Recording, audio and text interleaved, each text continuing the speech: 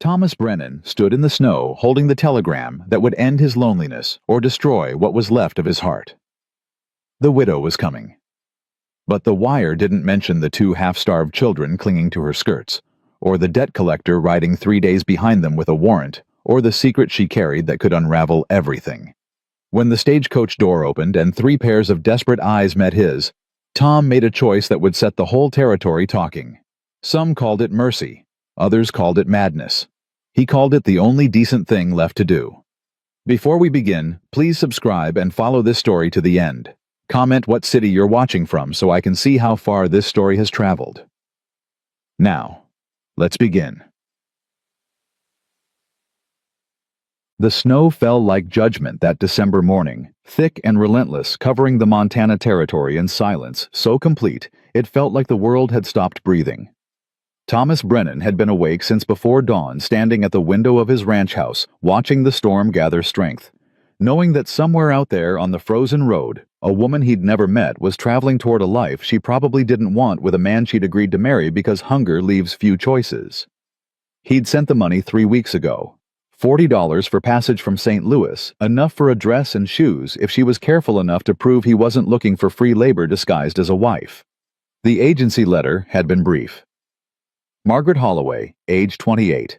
Educated, widowed, of sound moral character. Nothing about children. Nothing about desperation. Nothing true. His daughter Josephine sat at the table behind him, 8 years old and stubborn as winter itself, pushing oatmeal around her bowl without eating. "She coming today?" Josie asked.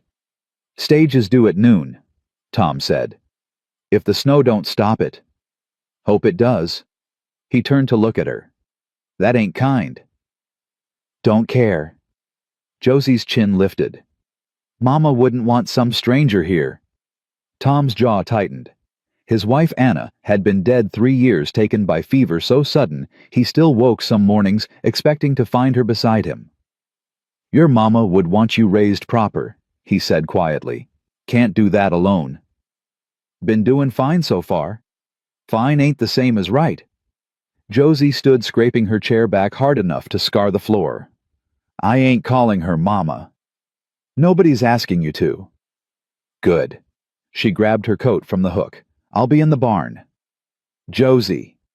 But she was already gone, slamming the door so hard the window rattled. Tom stood there in the sudden silence, wondering if he'd made a mistake bigger than loneliness, wondering if a mail-order bride could ever be anything more than a business arrangement.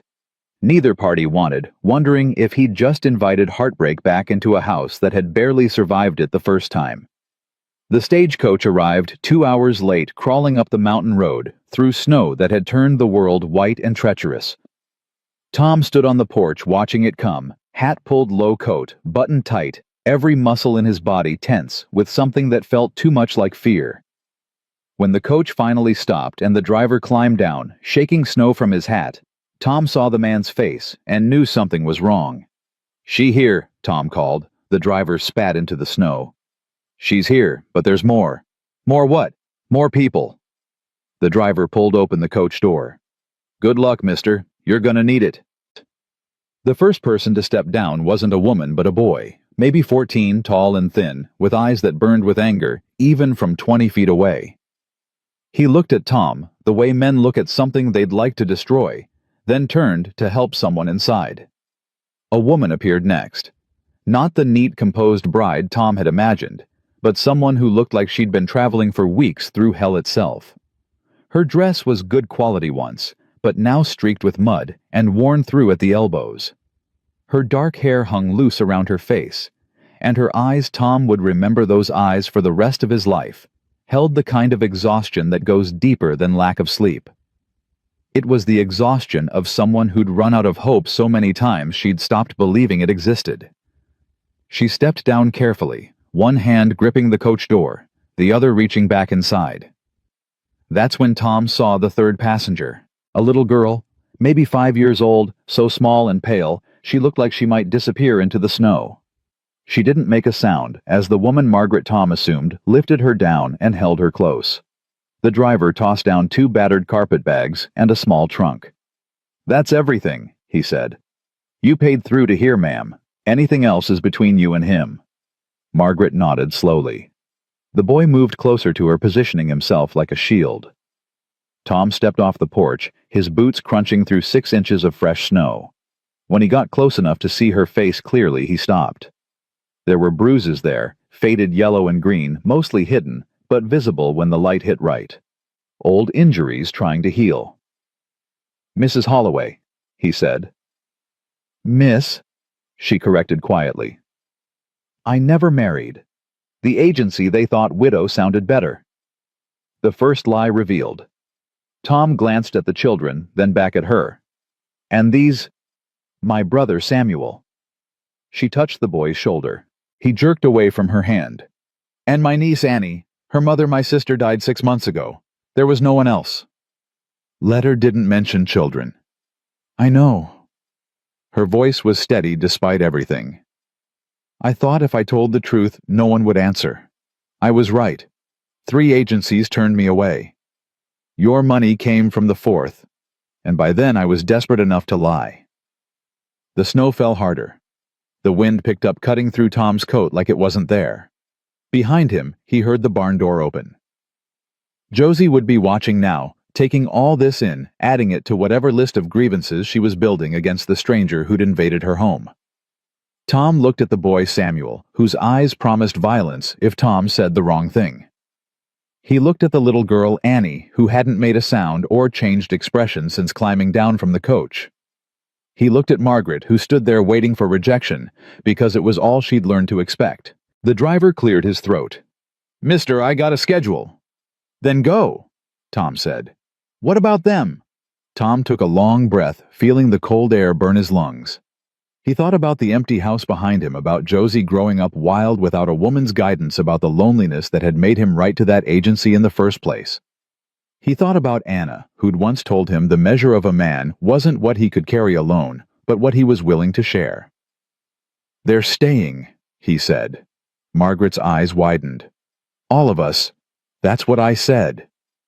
But I lied. I brought Benina 2 children who need shelter." Tom's voice was firm. "And a woman who was brave enough to travel 1,000 miles on a stranger's word. That ain't nothing." Samuel stepped forward, fists clenched. "We don't need your charity." "Good," Tom said. "'Cause I ain't offering charity. I'm offering work shelter and a chance. You don't want it, there's the road. But your aunt and your cousins stay." The boy's jaw worked. For a moment Tom thought he might actually swing. Then Margaret's hand touched his arm again, and this time he didn't pull away. "Samuel," she said softly. "Please." The fight went out of him slowly, like air leaving a punctured tire. He looked at the ground, at the snow covering his worn-out boots, and said nothing. Tom nodded toward the house. "Get inside before you freeze. We'll sort the rest later." He grabbed the trunk. Margaret picked up both carpet bags, struggling with the weight. Samuel moved to help her, but she shook her head, some stubborn pride making her carry her own burden. The little girl Annie stayed pressed against Margaret's side, silent as the snow itself. Josie was in the doorway when they reached it, arms crossed, face carved from stone. "Josie," Tom said. "Say hello." "Hello." The word was ice. Margaret stopped, meeting the girl's eyes. "You must be Josephine. Your father's told me about you." "He ain't told me nothing about you," Josie shot back, "except that you were coming alone." "Plans change. So do people." Josie looked at Tom. "Ain't that what you always say? Can't trust what changes." Tom's voice hardened. "Inside. Now." Josie turned and disappeared into the house. Tom set the trunk down by the door and looked at Margaret, whose face had gone even paler. "She'll come around," he said, though he wasn't sure he believed it. "Will she?" Margaret's voice was barely audible. "I wouldn't. If I were her, I'd hate me too." She carried the bags inside. Samuel followed, radiating hostility. Annie moved last, still silent, her small hand gripping Margaret's skirt. Tom stood on the porch for a moment longer, watching snow cover the tracks the stagecoach had left, erasing all evidence that anyone had arrived at all. Behind him, through the open door, he heard movement, quiet voices. The sound of strangers trying to become something else. He'd made his choice. Now he'd have to live with it. The house felt smaller with 6 people in it. Tom had built it 10 years ago, back when Anna was pregnant with Josie, and dreams still seemed like things that might come true. 3 rooms: the main room with kitchen and table, a bedroom he'd shared with Anna, and a small loft where Josie slept. It had been enough for a family of 3. For 6, it felt like trying to breathe in a closet. Margaret stood near the fire, Annie pressed against her side, both of them shivering despite the heat. Samuel had positioned himself by the window as far from Tom as the room allowed, his body language screaming that he was here under protest and planning his escape. Josie sat at the table, staring at the newcomers like they were wolves who'd wandered in from the cold. Tom cleared his throat. "There's stew on the stove. Not much, but it's hot." "We're fine," Samuel said quickly. "You ain't fine." Tom's voice was flat. "You're half frozen and half starved. Sit down and eat." "We don't take orders from Samuel." Margaret's voice cut through the tension. "Please." The boy's mouth snapped shut. He glared at Tom for another moment, then stalked to the table and dropped into a chair hard enough to make it scrape. Margaret guided Annie to a seat, then sat beside her. The little girl stared at the table, her hands folded in her lap, her face expressionless. Tom ladled stew into bowls, deer meat and potatoes, simple but filling, and set them down. "Thank you," Margaret said quietly. Josie snorted. Tom shot her a look. They ate in silence for a while, the only sound the crackling fire and spoons against tin bowls. Tom watched Margaret coax Annie into taking small bites, watched Samuel eat like he was angry at the food for existing, watched Josie refuse to look at anyone. Finally, Tom spoke. "We need to set some things straight." Samuel's head snapped up. "Here it comes." "Boy?" "I ain't a boy. I'm 14. Old enough to work, old enough to fight, old enough to know when someone's about to tell us how grateful we should be." "Samuel?" Margaret's face flushed, but Tom held up a hand. "Let him talk. He's got a right to be angry." Samuel blinked, surprised. "I do. Sure. Your life got turned upside down. You're in a strange place with a strange man, and your aunt made promises you didn't agree to." Tom leaned back. "But being angry don't give you the right to be cruel. And it don't change the facts." "What facts?" "That you're here. That winter's coming down hard. That the nearest town is 15 miles through snow that'll kill you before you get halfway." Tom's voice was calm but immovable. "So, you got a choice. You can hate me and make everyone miserable, or you can accept that we're stuck with each other till spring and make the best of it." Samuel's jaw worked. "And if I choose hate? Then you'll be real tired come April." For the first time, something flickered in the boy's eyes that wasn't anger. Not quite humor, but close. "You saying we're prisoners?" "I'm saying you're family." Tom looked at Margaret. "All of you. Whether you like it or not." Margaret's spoon clattered against her bowl. She pressed her hand over her mouth, eyes suddenly wet. "I ain't family," Josie said, her voice cold. "And neither are they." Tom turned to his daughter. "Josephine Rose Brennan, that's enough." "It ain't enough." Josie stood up so fast her chair fell backward. "Mama's only been gone 3 years, and you're already replacing her with them." She pointed at Margaret. "Some liar who brought a whole bunch of people you didn't ask for." "Josie, I hate you." The words exploded out of her. "I hate you, and I hate her, and I wish you'd never sent that stupid letter." She ran. Her footsteps pounded up the ladder to the loft, and then came the sound of her crying, muffled but audible. The silence that followed was crushing. Margaret stood slowly, her face stricken. "I should leave." "Sit down," Tom said. "Mr. Brennan?" "Tom. And sit down." She hesitated, then obeyed. Annie leaned against her, still silent. Samuel stared at his empty bowl. Tom rubbed his face. "I'm sorry. She ain't usually like this." "Yes, she is." Margaret's voice was gentle. "She's a little girl who lost her mother and is terrified of losing her father too. I don't blame her. I'd feel the same. She'll come around. Maybe." Margaret looked down at Annie. "Or maybe this was a mistake. Maybe..." Stop. Tom's voice was firm. You traveled 1,000 miles to get here. You're not leaving because my daughter threw a tantrum. It's more than a tantrum. It's her home, her life. We're invading it. You're joining it. Tom stood up, began clearing bowls. There's a difference. Samuel finally spoke, his voice quieter than before. Why are you doing this? Tom paused. Doing what? Helping us. You don't know us. We lied to you. We brought trouble. The boy's eyes were searching, desperate to understand. Nobody helps people like us. Nobody. Tom set the bowls in the wash basin. When he turned back, his face was honest in a way that hurt to look at. My wife died because I was too proud to ask for help when she got sick. Too proud to admit I couldn't handle it alone. By the time I swallowed that pride and rode for the doctor, it was too late.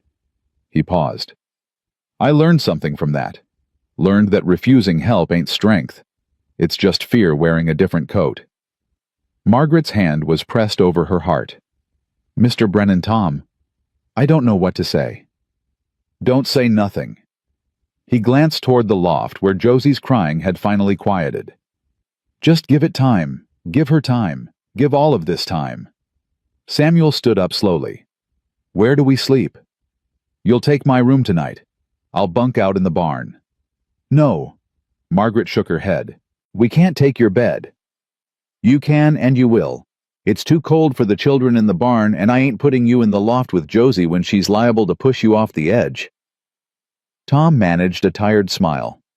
I've slept in worse places. Margaret looked at Annie, who was nearly asleep, sitting up, her head nodding forward. Then she looked at Samuel, whose anger had finally burned down to exhaustion. Finally, she looked at Tom. Thank you, she whispered. I know you didn't sign up for this. Maybe I did, Tom said. Just didn't know it yet. He grabbed his coat and headed for the door. Behind him, he heard Margaret start to cry soft, broken sounds she was trying to hide. He heard Samuel's awkward attempts to comfort her.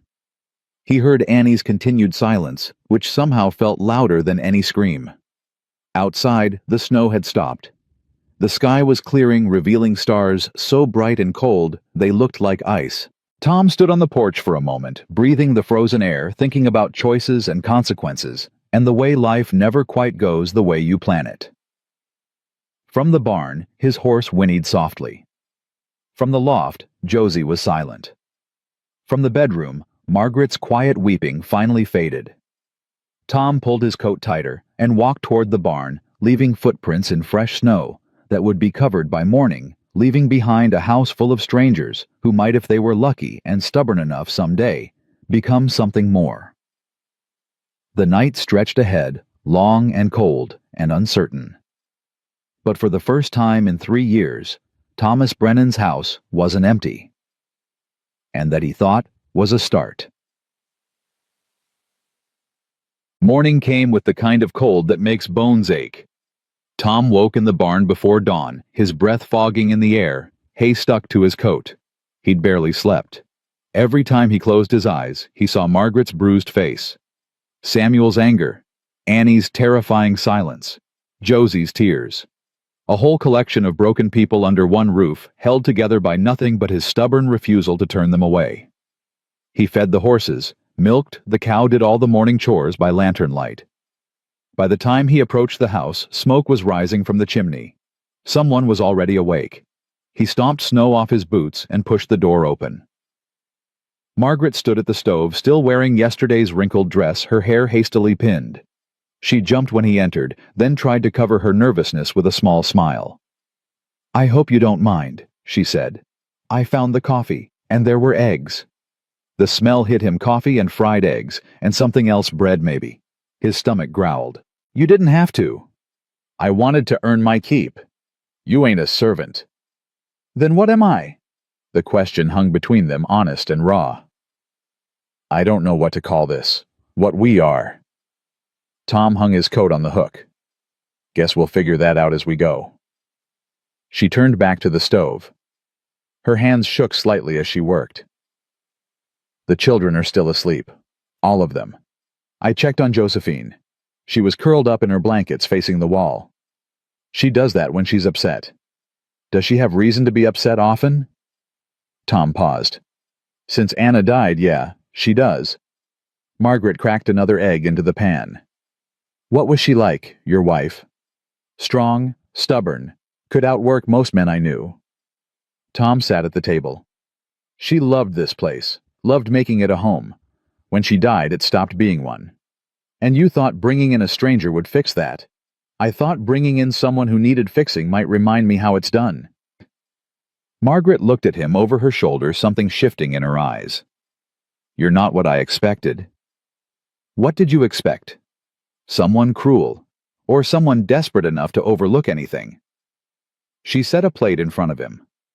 Men who send for mail-order brides usually want one thing: free labor, or... She didn't finish the sentence. I want help raising Josie right, Tom said quietly. And I want someone to talk to besides horses. That's all. Just talking. We'll see. He met her eyes. I ain't gonna force nothing on you, Margaret. You got my word on that. She nodded slowly, something like relief crossing her face. Thank you. They ate in comfortable silence. Tom was halfway through his second egg when footsteps creaked on the stairs. Samuel appeared dressed but disheveled, his hair sticking up on one side. He stopped when he saw them together. Morning, Tom said. Samuel grunted, moving to the stove. Margaret had already set aside a plate for him. He took it without thanks and sat as far from Tom as possible. Sleep all right? Tom asked. No. Bed too soft. Bed's fine. Everything else ain't. Margaret sighed. Samuel, what? I'm being honest. You want me to pretend this is normal, that we didn't just move in with a complete stranger who bought you like... Stop. Margaret's voice cracked like a whip. Tom didn't buy anyone. He offered help. There's a difference. Is there? Samuel's eyes burned. You signed a contract. You agreed to marry him for money. What do you call that? I call it survival, she said softly.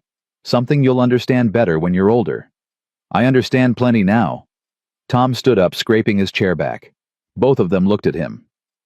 Samuel, you want to hate me, fine, but you're going to do it with a full stomach and a roof over your head. After breakfast, I'm going to show you the ranch. You can help with chores or you can watch. Your choice. Why would I help you? Because that's what men do. They work. They contribute. They don't just take. Samuel's jaw clenched. I ain't taking nothing from you. You're eating my food and sleeping in my house. That's taking. Tom's voice was calm but unyielding. Only question is whether you're going to give something back. The boy stared at him, clearly torn between pride and practicality. Finally, he looked away. Fine. I'll work. Good. Tom grabbed his coat. Meet me outside in 10 minutes. He left before either of them could respond. Outside, the sun was just starting to rise, turning the snow pink and gold. Tom breathed deep, trying to center himself. 2 days ago, his life had been simple. Lonely, but simple. Now it felt like trying to juggle knives. The barn door opened. Josie emerged, her face puffy from crying, her coat buttoned wrong. Morning, sweetheart, Tom said. She didn't answer, just walked past him toward the chicken coop. Josie. She stopped but didn't turn around. I know you're angry, Tom said. And I know you didn't ask for any of this. But they're here now, and we're going to make it work. You're going to make it work. Josie's voice was small and broken. I don't got a choice. You got the choice to be kind or be cruel. That's always a choice. She finally turned to look at him. Tears tracked down her cheeks. Do you love her? I just met her. But you're gonna marry her. Maybe, eventually, if she wants to. And then what happens to Mama? Josie's voice cracked. Does everyone just forget she existed?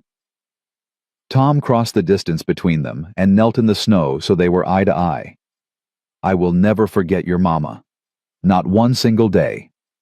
She's in everything I am, everything I built, everything I taught you. Bringing Margaret here don't change that. Then why do it? Because your mama would want you to have a woman in your life who can teach you things I can't. Because you deserve better than a father who burns dinner and don't know how to braid hair. He touched her cheek gently.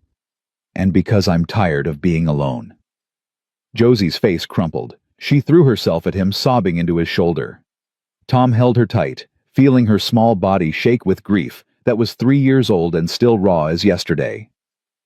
I miss her, Josie whispered. Every single day. Me too, baby. Me too.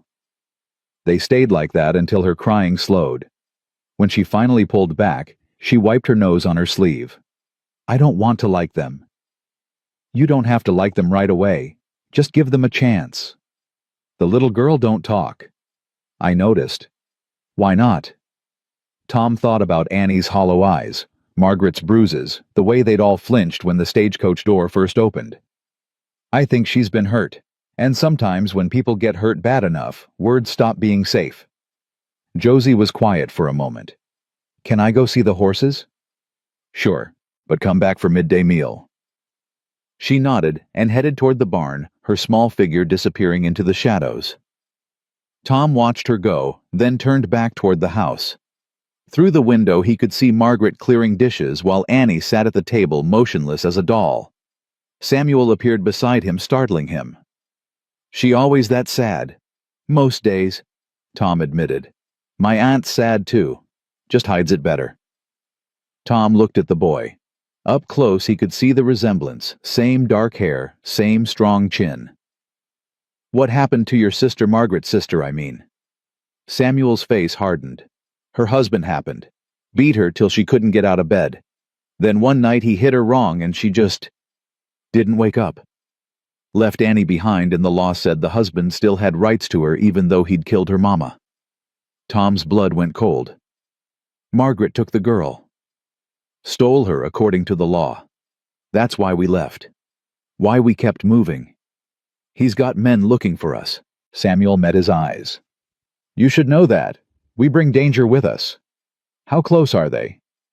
Don't know. We've been running 6 months. Lost them in St. Louis, we thought. But men like that don't quit. Tom was quiet for a long moment. Then he said, That changes nothing. You might get hurt. Your daughter might. I said it changes nothing. Tom's voice was iron. Any man shows up here looking to hurt women and children, he'll find out what Montana justice looks like. Samuel stared at him. Why do you care? Because I got a daughter. Because I know what it's like to lose someone you love. Because letting you get dragged back to face that bastard would make me complicit in whatever he does next. Tom's jaw set. And because standing by while people get hurt ain't what men do. It's what cowards do. Something shifted in Samuel's eyes. Not trust, not yet, but the foundation of it, the possibility. I can work, he said quietly. I'm strong. I can earn my keep. I know you can. Tom gestured toward the barn. Come on, let's get started. They worked through the morning mucking stalls, repairing fence rails damaged by snow chopping wood for the fire. Samuel worked with a desperate intensity, like he was trying to prove something. Tom led him understanding that sometimes pride needs to be satisfied before it can be set aside. Around noon, Margaret appeared in the barn door with a basket. I brought food. Samuel looked up from the fence rail he was sanding. We ain't done yet. You're done enough to eat. She set the basket on a hay bale. Bread and cheese, and apples from the root cellar. Tom wiped sweat from his forehead, despite the cold. Appreciate it. She nodded, then hesitated. Josephine is in the house with Annie. I asked if she wanted to help me bake, but she said she'd rather teach Annie to play cards. Tom raised his eyebrows. That's progress. Or pity.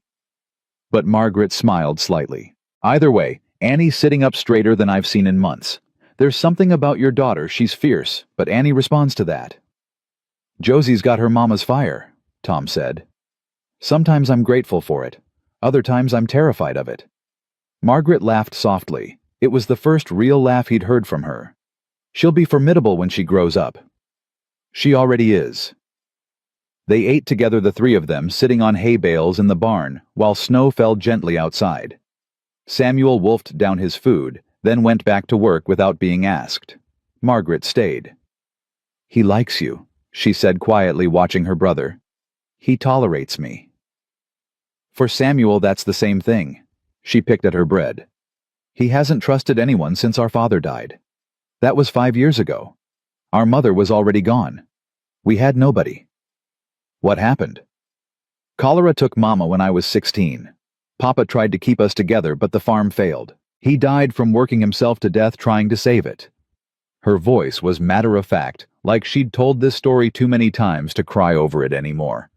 "After that, we bounced between relatives who didn't want us. I took work where I could find it. Then my sister married a man we thought would take care of her. But he didn't." "No." Margaret's hands clenched in her lap. "He took everything. Her money, her hope, her life. And then he wanted Annie. Wanted to own her like he'd owned her mother." "So you ran." "So I ran. Took Samuel and Annie in the middle of the night and didn't look back. Used every penny I had to stay ahead of him." She looked up at Tom. "When I saw your ad, I thought it was a miracle. A chance to disappear into Montana where he'd never find us. I thought if I could just get here, just get Annie somewhere safe." "She'll be safe here," Tom said. "You can't promise that." "I can try." Margaret studied his face for a long moment. "Why are you like this? Most men I've met are—" She trailed off. "Cruel. Selfish. Small. Willing to hurt people weaker than them because it makes them feel strong." She shook her head. "But you're not like that. I'm just a man who lost his wife and knows what it feels like when the world stops caring if you live or die." Tom stood up, brushing crumbs from his pants. "Ain't nothing special about that. Just human." "That's where you're wrong," Margaret said softly. "Being human in a world this hard, that's the most special thing there is." Their eyes met. Held. Something passed between them, fragile and new and terrifying in its possibility. Then Samuel dropped a hammer and the spell broke. "I should get back," Margaret said, standing quickly. "The girls will be wondering where I am." She left the barn, her footsteps crunching through snow. Tom watched her go, feeling something in his chest that he hadn't felt since Anna died. Not love, not yet, but the possibility of it, of the first green shoots pushing through frozen ground. Samuel came over, wiping his hands on his pants. "You like her?" It wasn't a question. Tom didn't answer. "Good," Samuel said. "She deserves someone who don't hit." "I won't. I'll kill you if you do." Tom looked at the boy, really looked at him, saw the protectiveness there, the fierce love masked as anger, the desperation to keep his family safe after failing to protect his sister. "If I ever raise a hand to Margaret or Annie, or even you," Tom said quietly, "I give you permission to kill me. That's a promise." Samuel nodded slowly. "All right then." They went back to work. Outside, the snow continued to fall.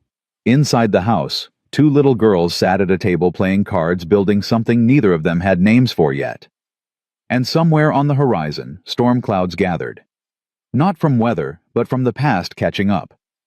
From men who claimed ownership of things that should never be owned. From violence, wearing the mask of righteousness. But for now, in this moment, there was peace. And that was enough. The peace lasted exactly 3 days. On the 4th morning, Tom was in the barn sharpening an axe when he heard horses. Not the lazy plod of a neighbor's mare, but the purposeful rhythm of men who knew where they were going and didn't care who heard them coming. He set down the whetstone and moved to the barn door, his hand instinctively checking for the rifle he kept mounted on the wall. 2 riders came up the road, their horses breathing steam in the cold air. The first man was older, maybe 50, with a sheriff's badge catching the winter sunlight. The second was younger, harder, with eyes that swept the property like he was taking inventory of everything he might want to destroy. Tom stepped out into the yard. Behind him, he heard the house door open. Margaret appeared on the porch, her face draining of color. "Mr. Brennan." The sheriff dismounted, brushing snow from his coat. "Sheriff Coleman from Deer Lodge. This here's Deputy Hayes." "Sheriff?" Tom didn't offer his hand. "What brings you up the mountain?" "Looking for someone. Woman named Margaret Holloway, traveling with 2 children." Coleman pulled a paper from his coat. "Got a warrant here for kidnapping. Says she took a child that wasn't hers from Kansas. Man filing the complaint is the legal guardian girl's father." Tom's jaw tightened. "That's so?" "It is." The deputy's voice was sharp, eager. "We got word she might have come this way. Bought passage to Montana Territory. You seen her?" "Might have." Coleman's eyes narrowed. "That ain't an answer." "It's the only one you're getting till I see that warrant." The sheriff handed over the paper. Tom read it slowly, his face giving nothing away. The words were legal and official, and completely one-sided. Margaret's name. Annie's name. Charges of abduction, violation of custody theft. The signature at the bottom belonged to a man named Robert Holloway. "This says the girl's name is Holloway," Tom said carefully. "Same as the woman you're looking for." "The father's brother," Coleman explained. "He married Margaret's sister. When the sister died, custody went to him by law. Margaret took the girl without permission." "And why'd she do that?" The deputy spat in the snow.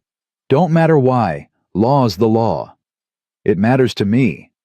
Tom handed the warrant back. "Man beats his wife to death, I reckon that changes things." Coleman's expression shifted slightly. "That's a serious accusation." "It's the truth." Margaret's voice rang out from the porch. She stepped forward, Samuel and Josie appearing behind her. Annie was nowhere to be seen. "Robert killed my sister. Everyone in town knew it. But he had money and friends, and she was just a woman who talked back." "Ma'am," Coleman started. "Don't ma'am me. He broke her ribs. He blackened her eyes. He made her beg for food." Margaret's voice shook but didn't break. "And when she finally couldn't take any more, when she tried to fight back, he beat her so hard she never woke up. The doctor said it was fever, but I saw the bruises. I knew. That still don't give you the right. I had every right." Margaret descended the porch steps, her hands clenched into fists. "Annie's 5 years old. She watched her mother die. You think I was going to let that monster have her? Let him do to her what he did to my sister?" The deputy's hand moved toward his gun. Tom stepped between them. "Easy," he said quietly. "She's wanted," Hayes said. "We got a job to do." "Then do it legal." Tom's voice was cold. "That warrant says you're looking for her. You found her. Now what?" Coleman shifted his weight. "Now we take her back to Kansas. There'll be a hearing. Judge'll sort it out. And the girl goes back to her father till the law decides otherwise." "No." The word came from Samuel, who jumped off the porch and was moving toward the deputy with violence in his eyes. "You ain't taking them anywhere." "Boy!" Hayes reached for his gun. Tom caught Samuel's arm, stopping him. "Don't." "They're gonna hurt her," Samuel growled. "They're gonna give Annie back to that bastard." "I know." Tom's grip was iron. "But this ain't the way." "Then what is?" Tom looked at the sheriff. "How long do I have?" "For what, boy? To make this right. Legal-like." Coleman frowned. "This ain't your fight, Mr. Brennan." "It is now." Tom released Samuel and faced the lawman squarely. "Margaret Holloway came here under contract to be my wife. That makes her family. That makes this my business. Contract don't mean nothing against a warrant." "Maybe not, but Montana law says a man can speak for his household. Says I got rights when it comes to protecting people under my roof." Tom's voice was steady. "So I'm asking how long before you have to take her in?" The sheriff and deputy exchanged looks. Finally, Coleman sighed. "Warrants dated 2 weeks ago. Took us this long to track her here. I could give you 3 days to get your affairs in order. But after that she comes in voluntary," Tom said, "to Deer Lodge, for a proper hearing with a proper judge. And if she runs..." "She won't." Margaret made a sound like she'd been hit. "Tom, trust me." He didn't look at her. Kept his eyes on Coleman. 3 days. You got my word she'll be there." The sheriff studied him for a long moment. then nodded slowly. 3 days. But if she ain't there, I'm coming back with more men and less patience. Understood. Coleman and Hayes mounted up.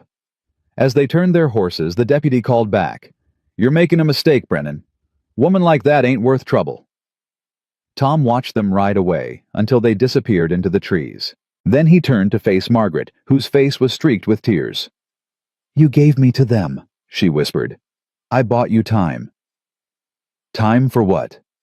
So I can walk into that hearing and watch them hand Annie over to a killer. Her voice rose. You don't understand what you've done. I understand perfectly. Tom's voice was hard. You run now, you're guilty. You run now, every lawman from here to Kansas comes hunting. But you walk in there with your head up and tell the truth.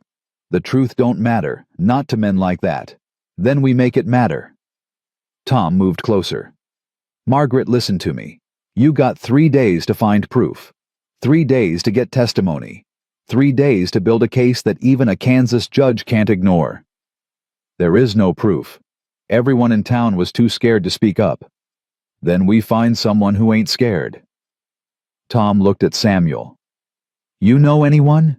Anyone who saw what he did? Anyone willing to talk? Samuel's face was thoughtful. Maybe. There was a doctor, old man named Peters. He treated my sister after the worst times. Wrote it down in his book. Where is he now? Still in Kansas, far as I know. But he won't come. He's got to practice a family.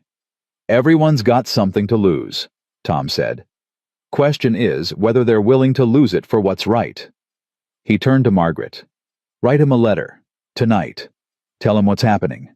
Tell him a little girl's life depends on him finding his courage. And if he says no, then we find another way. Tom's jaw set. I ain't letting them take Annie. Not without a fight. Margaret stared at him, tears streaming down her face. Then she crossed the distance between them and threw her arms around him, holding on like he was the only solid thing in a world that had stopped making sense. Thank you, she sobbed into his shoulder. Thank you. Tom held her, carefully aware of Samuel and Josie watching, aware of how fragile this moment was. Don't thank me yet. We got a lot of work ahead. She pulled back, wiping her eyes. Why are you doing this? You barely know us. I know enough. Tom's voice was quiet. And I made a promise. Said you'd be safe here. Aim to keep it. Josie spoke for the first time. They'll hurt you too. Those men. If you fight them. Maybe. Papa. Josephine. Tom turned to his daughter. Your mama once told me that a man who won't stand up for what's right ain't much of a man at all. I believed her then. I believe her now. Josie's eyes were huge. But what if they take you away too? They won't. You can't promise that. You're right. I can't. Tom knelt in front of her. But I can promise that I'll try my hardest to come back. And I can promise that some things are worth the risk. Josie looked past him at Margaret, at Samuel, at the house where Annie was hiding. She really in danger? The little girl. Yes. From her own father. From the man who killed her mother. Josie was quiet for a long moment. Then she said, Mama would have helped too. I know. Then I guess we have to. Tom pulled her into a hug. Over her head, he saw Margaret watching them with an expression he couldn't name. Gratitude mixed with sorrow, mixed with something that looked dangerously close to hope. Samuel cleared his throat. What do you need me to do? Help me figure out who else might testify. Neighbors, shopkeepers, anyone who saw something. Tom stood up. And we need to get Margaret ready for that hearing. She's got to tell her story right. Clear, strong, no breaking down. I can do that, Margaret said, though her voice shook. I know you can.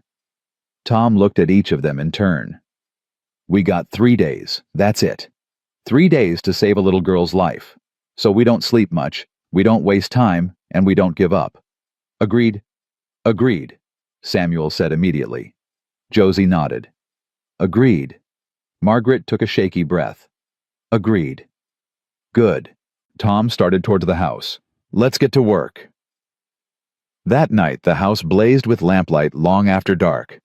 Margaret sat at the table writing letter after letter to the doctor, to former neighbors, to anyone who might have witnessed Robert Holloway's violence. Her hand cramped, but she kept going, the scratch of pen on paper filling the silence. Samuel sat with a list of names, marking off ones he remembered, adding others as memory surfaced. Josie had taken Annie up to the loft, and through the floorboards they could hear her reading stories in a soft voice, trying to distract the child from the fear that filled every corner. Tom stood at the window, watching the darkness, thinking about the 3 days ahead, and all the ways this could go wrong. He thought about Coleman's face, about the deputy's eagerness to use his gun, about Kansas judges, who valued property rights over human lives. "Tom." Margaret's voice was small. He turned. She was looking at him with exhaustion in every line of her body.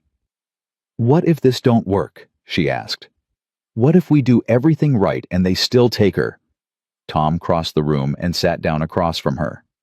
"Then we don't let them." "You mean run?" "I mean we do whatever it takes." His voice was low, meant for her ears only. "I ain't a violent man, Margaret. But I ain't a man who stands by while children get hurt either. If that judge rules wrong, if they try to take Annie by force, they'll arrest you. Maybe. You could lose everything. The ranch, your daughter. Or I could lose my self-respect by doing nothing. That's worse." Tom reached across the table and covered her hand with his. "Whatever happens, you ain't alone in this. Remember that." Margaret looked down at their joined hands. "I don't understand you." "Nothing to understand. I'm just a man who's tired of watching bad things happen to good people." "No." She shook her head. "You're more than that. You're the first person in my whole life who saw me struggling and didn't look away. Who saw I was drowning and threw me a rope instead of pushing me under." Her voice cracked. "You're good, Tom. Actually good. And I'm terrified that helping me is going to destroy you." "Then don't be terrified. Be determined." Tom squeezed her hand gently. "We got 3 days. Let's use them." She nodded, wiping her eyes. "Okay." "Okay." They worked until midnight. When the letters were finished, Tom saddled his horse and rode through the dark to the nearest settlement, a trading post 8 miles south. The owner was an old friend named Dutch, who asked no questions when Tom handed him a stack of letters and enough money for fast delivery. "These urgent?" Dutch asked. "Life or death?" "I'll send them first light." "Appreciate it." Tom rode home through darkness so complete the stars felt close enough to touch. When he got back, the house was finally quiet. He checked on the horses, fed the fire in the stove, and stood for a moment in the main room where everyone was sleeping. Margaret had given up his bed to the children. She'd made a pallet near the fire for herself, but she was awake when he came in, her eyes reflecting lamplight. "Couldn't sleep?" he asked quietly. "Too afraid." "Of what?" "That I'll wake up and this'll all be gone. That you'll have changed your mind. That—" She stopped, pressing her hand over her mouth. Tom sat down on the floor beside her pallet. "I ain't changing my mind." "You say that now." "I'll say it tomorrow too, and the day after." He leaned back against the wall. "Margaret, I know you got every reason not to trust people, but I'm asking you to try. Just for these 3 days. Trust that I mean what I say." She was quiet for a long time. Then she whispered, "What if we lose?" "Then we lose together." Tom's voice was firm. "But we ain't lost yet." Margaret rolled onto her side, facing him. In the firelight, her face looked younger, less worn. "Will you tell me about her? Your wife. What do you want to know? What you loved most?" Tom thought about it. Her laugh. It was this big, honest thing that filled up a room, made everyone around her smile. He paused. "She'd like you, I think." "How do you know?" "Because she had a soft spot for people who got knocked down but kept getting up. Said that was the only kind of strength that mattered." Tom looked at Margaret. "You keep getting up, even when it'd be easier to stay down." "I got Annie. I got Samuel. Can't stay down when they need me. That's what I mean. Tom's voice was gentle. That's the strength Anna would have recognized. Margaret's eyes filled with tears again. I'm so tired of crying. Then stop. Tom reached out and brushed a tear from her cheek. We got work to do. Plenty of time for crying after we win. You really think we can? I think we got no choice but to try. She caught his hand before he could pull it away, holding it against her cheek. Thank you, she whispered, for everything. Tom's throat tightened. You already thanked me. I'll thank you every day for the rest of my life if this works. Then I guess we better make it work. They stayed like that for a moment, the fire crackling between them, the future uncertain, but no longer quite so terrifying. Then Margaret released his hand, and Tom stood up, his knees protesting the movement. Get some sleep, he said. Tomorrow we plan. What about you? I'll sleep when this is over. He moved toward the door, intending to bunk in the barn again, but Margaret's voice stopped him. Tom. Yeah. If something happens, if this goes wrong and they come for us, promise me you'll take care of Josie first. Promise me you won't let helping us ruin her life. Nothing's gonna ruin her life. Promise me. Tom looked back at her. I promise. But it ain't gonna come to that. How do you know? Because I won't let it. He went outside before she could argue. The cold hit him like a fist, stealing his breath. He stood on the porch for a moment, looking up at stars that offered no answers, only witness. 3 days. 72 hours to build a case, find testimony, and convince a judge that the law could be bent toward mercy instead of property rights. It wasn't much time. It probably wasn't enough. But it was what they had. And Tom Brennan had learned a long time ago that sometimes what you have is all you need, as long as you're willing to fight for it with everything you've got. He walked toward the barn, his footsteps crunching through fresh snow. Behind him, lamplight glowed in the house windows. Inside, 5 people who'd been strangers a week ago were sleeping under one roof, bound together by circumstance and desperation, and the fragile hope that sometimes good people win. Tom didn't know if that was true, but he knew he was going to find out. The next morning came too fast. Tom was up before dawn again, his body running on determination and coffee. He'd spent half the night working out a plan, and by the time the others woke, he had it laid out in his mind like a map. Margaret appeared first, her hair loose around her shoulders, her eyes shadowed with lack of sleep, but clear with purpose.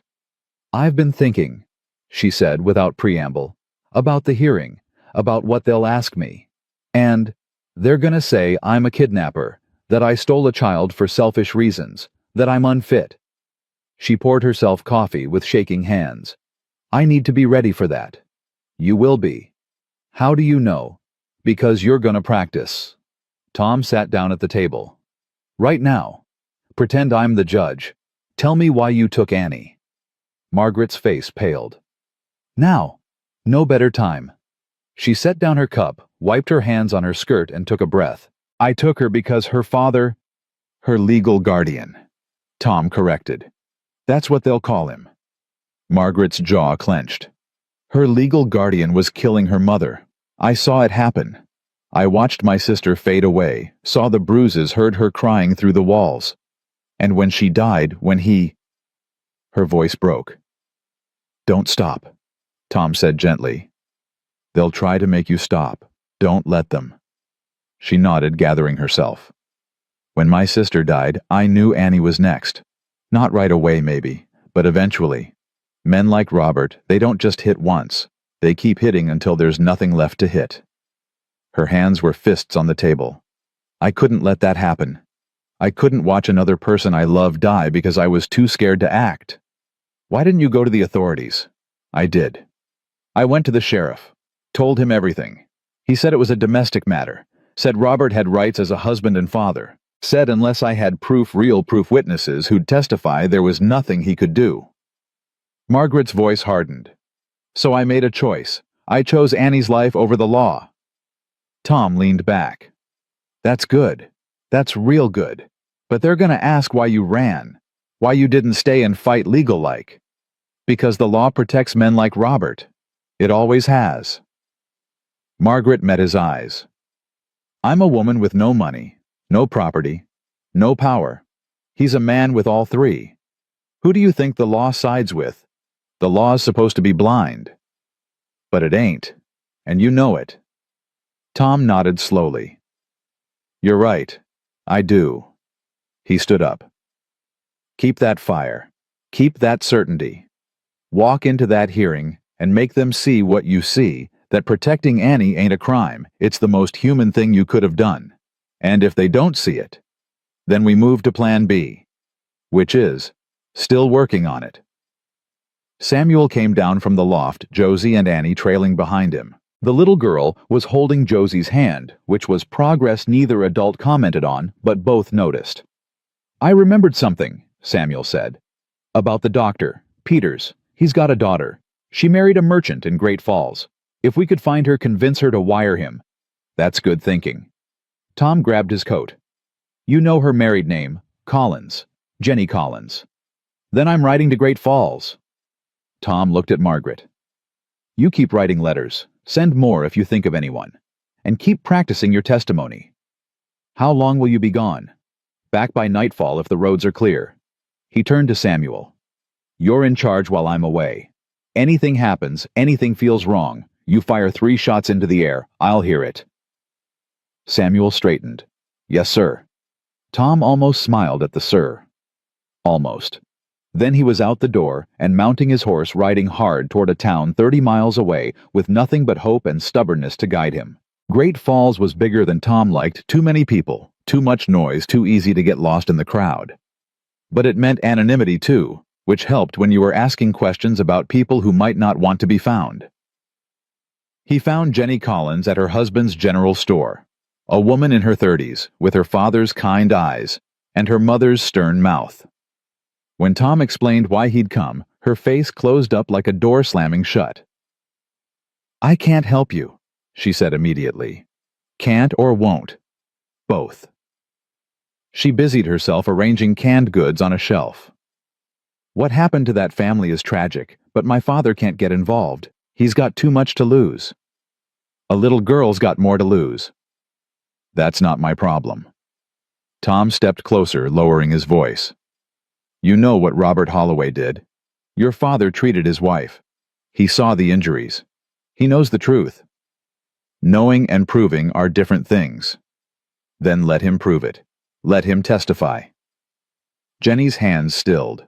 And when Robert comes after him, when he ruins his practice, drives away, his patience makes his life hell, what then? Then your father gets to look in the mirror and know he did the right thing. The right thing, she laughed bitterly. The right thing gets you killed in towns like that. It gets your family hurt. It gets... She stopped, turning to face him fully. Who are you, really? Why do you care so much about people you don't even know? Tom met her gaze steadily. Because once upon a time my wife died, and I couldn't save her. Couldn't do a damn thing except watch her slip away. And I swore to God and to myself that if I ever got another chance to save someone, I wouldn't waste it. His voice was rough with emotion. This is my chance. Don't take it from me. Jenny's eyes filled with tears. My father's 70 years old. He can't fight anymore. He don't have to fight, just has to tell the truth. Tom pulled out a piece of paper. This is where the hearing is, Deer Lodge Courthouse 2 days from now. If he shows up, if he testifies, Margaret's got a real shot. Annie's got a real shot. And if he don't, then a 5-year-old girl goes back to the man who killed her mother. Tom pressed the paper into her hand. That's what your father's silence costs. He turned and walked out before she could answer, before she could hand the paper back, before he could see whether his words had landed or bounced off armor built from years of self-preservation. The ride home felt longer. Tom pushed his horse hard, racing against daylight and doubt. When he finally crested the ridge overlooking his ranch, the sun was setting, and his body ached from cold and exhaustion. But the house was still standing. Smoke rose from the chimney. No shots had been fired into the air. They were safe. For now. He dismounted in the yard and stood for a moment just breathing, just being grateful. Then the door opened and Margaret was there, backlit by lamplight, her face anxious. "Did you find her?" "I found her." And I don't know. She didn't say no, but she didn't say yes either." Tom climbed the porch steps. "We'll know tomorrow when the hearing comes." Margaret's shoulders sagged. "So we're still just hoping." "Hope's all we got." "It ain't enough." "Sometimes it is." Tom touched her shoulder. "Don't give up yet. We still got time. One more day." Her voice was hollow. "One more day, and then we fight." Tom's hand tightened. "With everything we've got. I promise you, Margaret, Annie don't go back to that man, not while I'm breathing." She looked up at him, and in her eyes, he saw trust, warring with terror, hope drowning in despair. Then she pressed her face against his chest and held on tight, and Tom wrapped his arms around her because it was the only thing he could do, the only comfort he had to offer. Inside, the children were setting the table for supper. Outside, night fell across the mountain like a curtain. And somewhere between hope and fear, between law and mercy, the next day waited ready to decide the fate of 5 people who'd built something fragile and precious in the space between strangers and family. Tom closed his eyes and prayed to a God he wasn't sure was listening. "Let this work. Please, just let this work." The mountain offered no answer, only silence and stars, and the terrible weight of tomorrow. The morning of the hearing, Margaret couldn't stop her hands from shaking. She'd been awake since 3, sitting by the dying fire, running through her testimony over and over, until the words lost meaning. Tom found her there when he came in from feeding the horses, her lips moving silently, her face gray with exhaustion and fear. "You ready?" he asked quietly. "No." She looked up at him with hollow eyes. "But I don't get to be ready. I just have to go." "You'll do fine. You keep saying that. Like if you say it enough times it'll be true," her voice cracked. "But what if I freeze up there? What if I can't find the words? What if I cry and they see me as weak and—" "Margaret." Tom knelt beside her chair. "Listen to me. You are the strongest person I know. You ran 1,000 miles to save a child. You faced down your past when it would have been easier to hide. You're still breathing when most people would have given up." He caught her chin gently, making her meet his eyes. "That judge is gonna see that strength, and if he don't, we'll make him see it." "How?" "By telling the truth so clear he can't ignore it." She nodded, though tears streamed down her face. "I'm terrified." "I know, but you ain't alone." Tom stood offering his hand. "Come on, let's get you ready." Samuel was already dressed in his only good shirt, threadbare but clean. Josie had braided Annie's hair, and the little girl looked almost normal, except for her continued silence, and the way her eyes tracked every movement like a trapped animal watching for predators. They ate a breakfast nobody tasted. Margaret tried to get Annie to eat more, but the child pushed her plate away. Her small face set in lines too old for 5 years. Finally, Margaret gave up and just held her rocking slightly, memorizing the weight of her niece in her arms in case this was the last time. "We should go," Tom said. "Don't want to be late." The ride to Deer Lodge took 3 hours. Tom drove the wagon with Margaret beside him. The children huddled in the back under blankets. Nobody spoke much. The only sounds were the horses' hooves, the creak of wheels, and the occasional sob Margaret couldn't quite swallow. Halfway there, they passed Sheriff Coleman and Deputy Hayes riding in the opposite direction. The lawmen tipped their hats, but their eyes were hard warning. Tom kept the wagon moving, his jaw tight. "They're expecting me to run," Margaret whispered. "I know. They look disappointed that I didn't." "Good. Let them be disappointed." Tom's hands were steady on the reins. "You're walking in there with your head up. You're showing them you got nothing to hide. Except a kidnapping charge. Except a little girl you saved from a killer." "The law don't see it that way." "Then we change what the law sees." Deer Lodge appeared through the trees like a threat. The town was bigger than Tom's usual haunts, with a proper courthouse and a jail, and streets full of people who stopped to stare as the wagon rolled past. Tom felt their eyes, felt their judgment, felt the weight of public opinion already turning against the woman beside him. He pulled up in front of the courthouse, a square brick building that looked more like a prison than a place of justice. A crowd had gathered on the steps, townspeople drawn by gossip lawyers looking for entertainment, and standing at the center of it all, a man Tom knew without being told was Robert Holloway. He was tall, well-dressed, with the kind of face that looked trustworthy until you saw his eyes. Those eyes were cold and calculating, sweeping over the wagon, over Margaret, over Annie, with a possessiveness that made Tom's skin crawl. "That's him," Samuel breathed from the back. "That's the bastard." "Easy," Tom warned. "I'm gonna kill him." "You ain't gonna do nothing except sit in that courtroom and watch me handle this." Tom turned to look at the boy. "You understand, you make a scene, you hurt our case. Margaret needs you calm." Samuel's fists were clenched so tight his knuckles had gone white, but he nodded.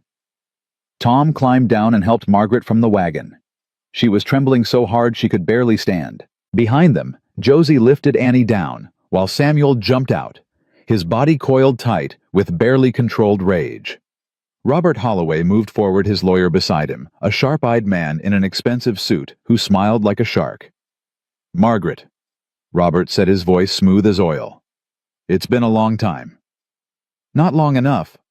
Margaret's voice was barely audible. "And you brought my daughter."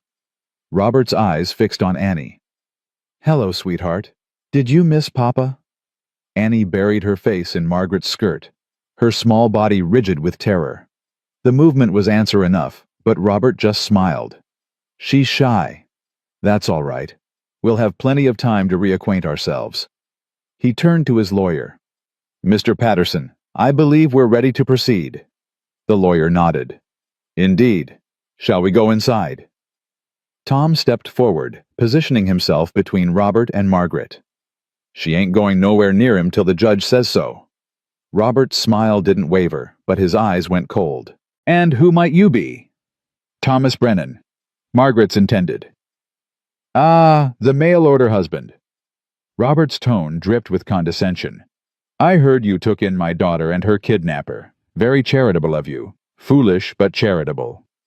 "Foolish is letting a man who beats women have custody of a child," the crowd murmured. Robert's smile finally slipped. "Careful, Mr. Brennan. Slander is a serious charge.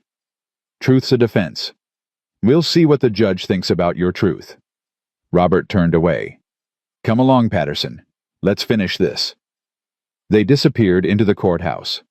Tom took Margaret's arm, felt her shaking harder now. "I can't do this," she whispered. "Tom, I can't." "Yes, you can." His voice was firm.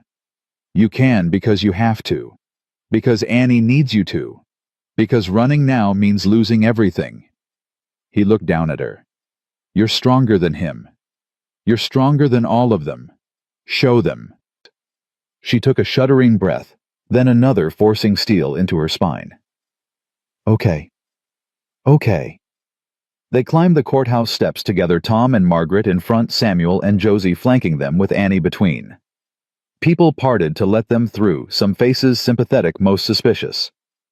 By the time they reached the courtroom doors, Tom could feel dozens of eyes boring into his back. Inside the courtroom was already packed. Judge Morrison sat at his bench, a gray-haired man with eyes that gave nothing away. Robert and his lawyer occupied the plaintiff's table, looking confident and comfortable. Margaret's side was empty except for 2 chairs. 2 chairs for 5 people. Tom pulled over extra seats while the bailiff scowled.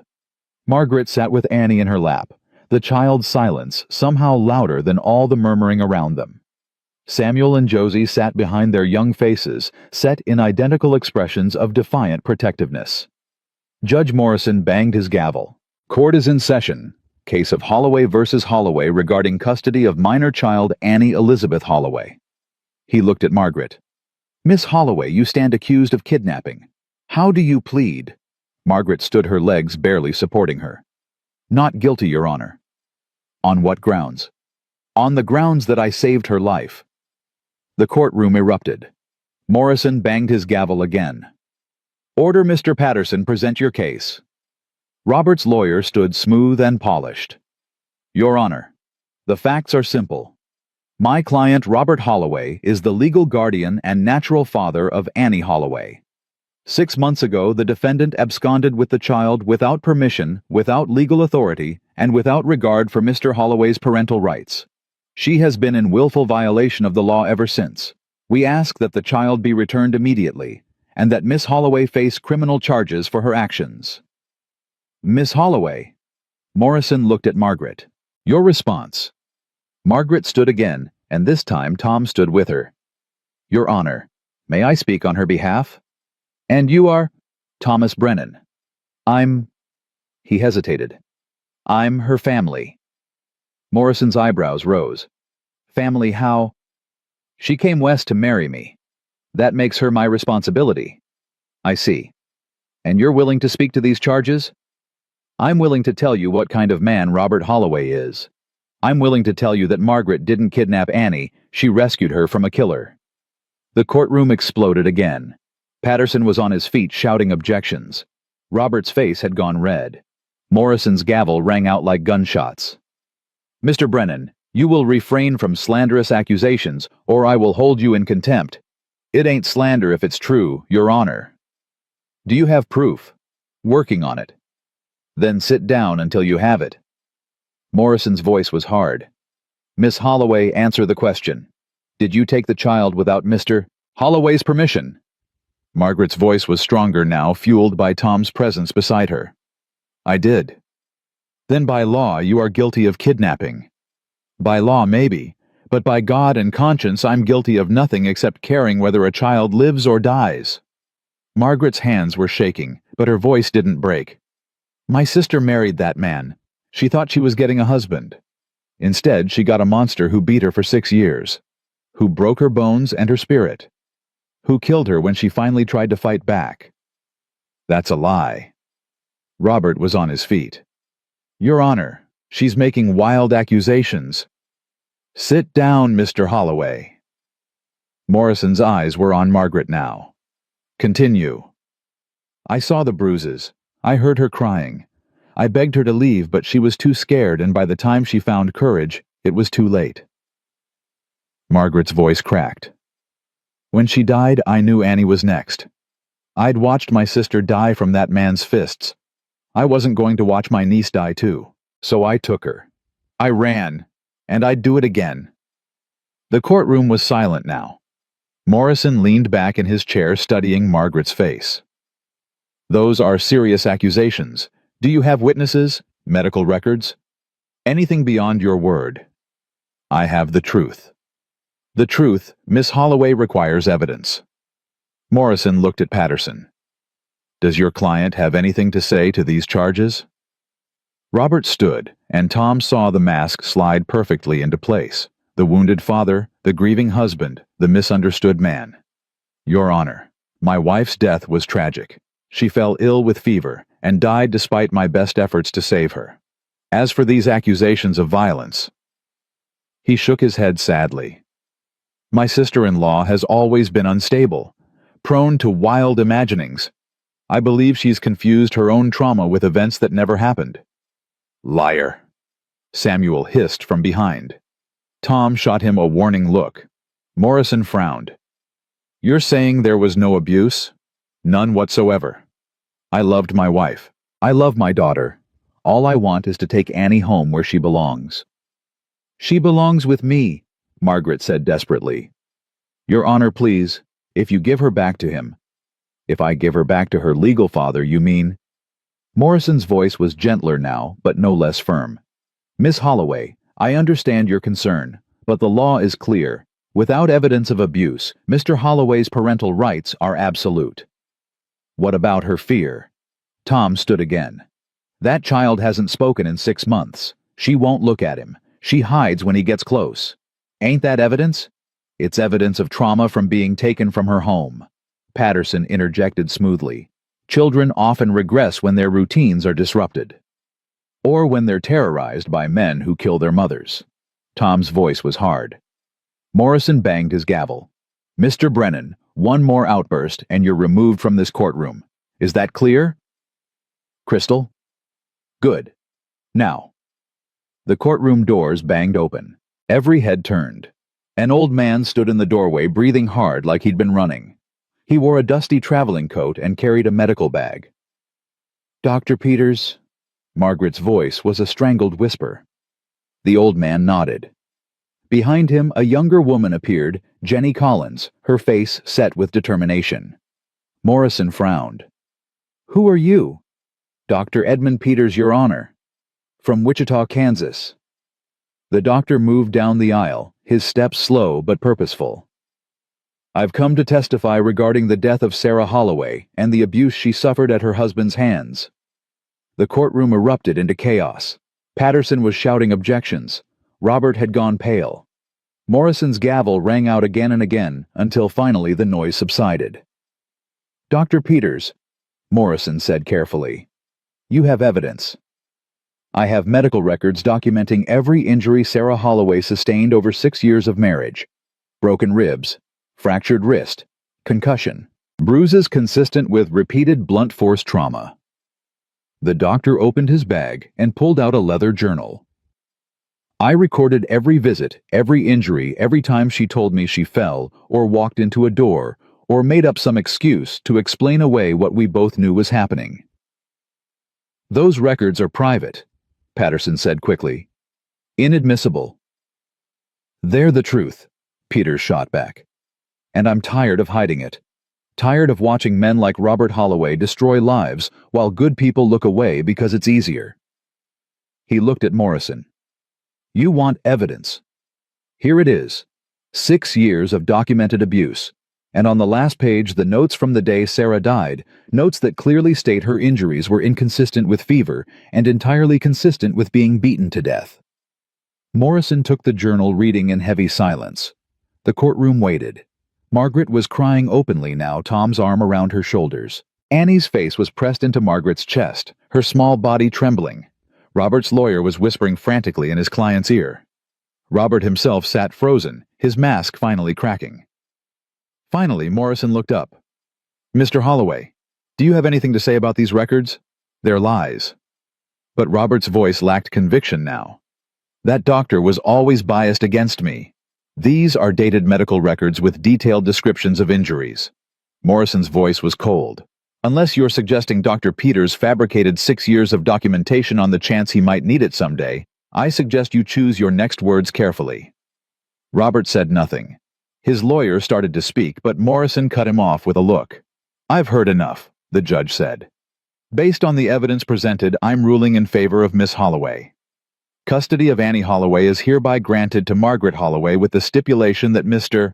Robert Holloway has no visitation rights pending further investigation into his late wife's death."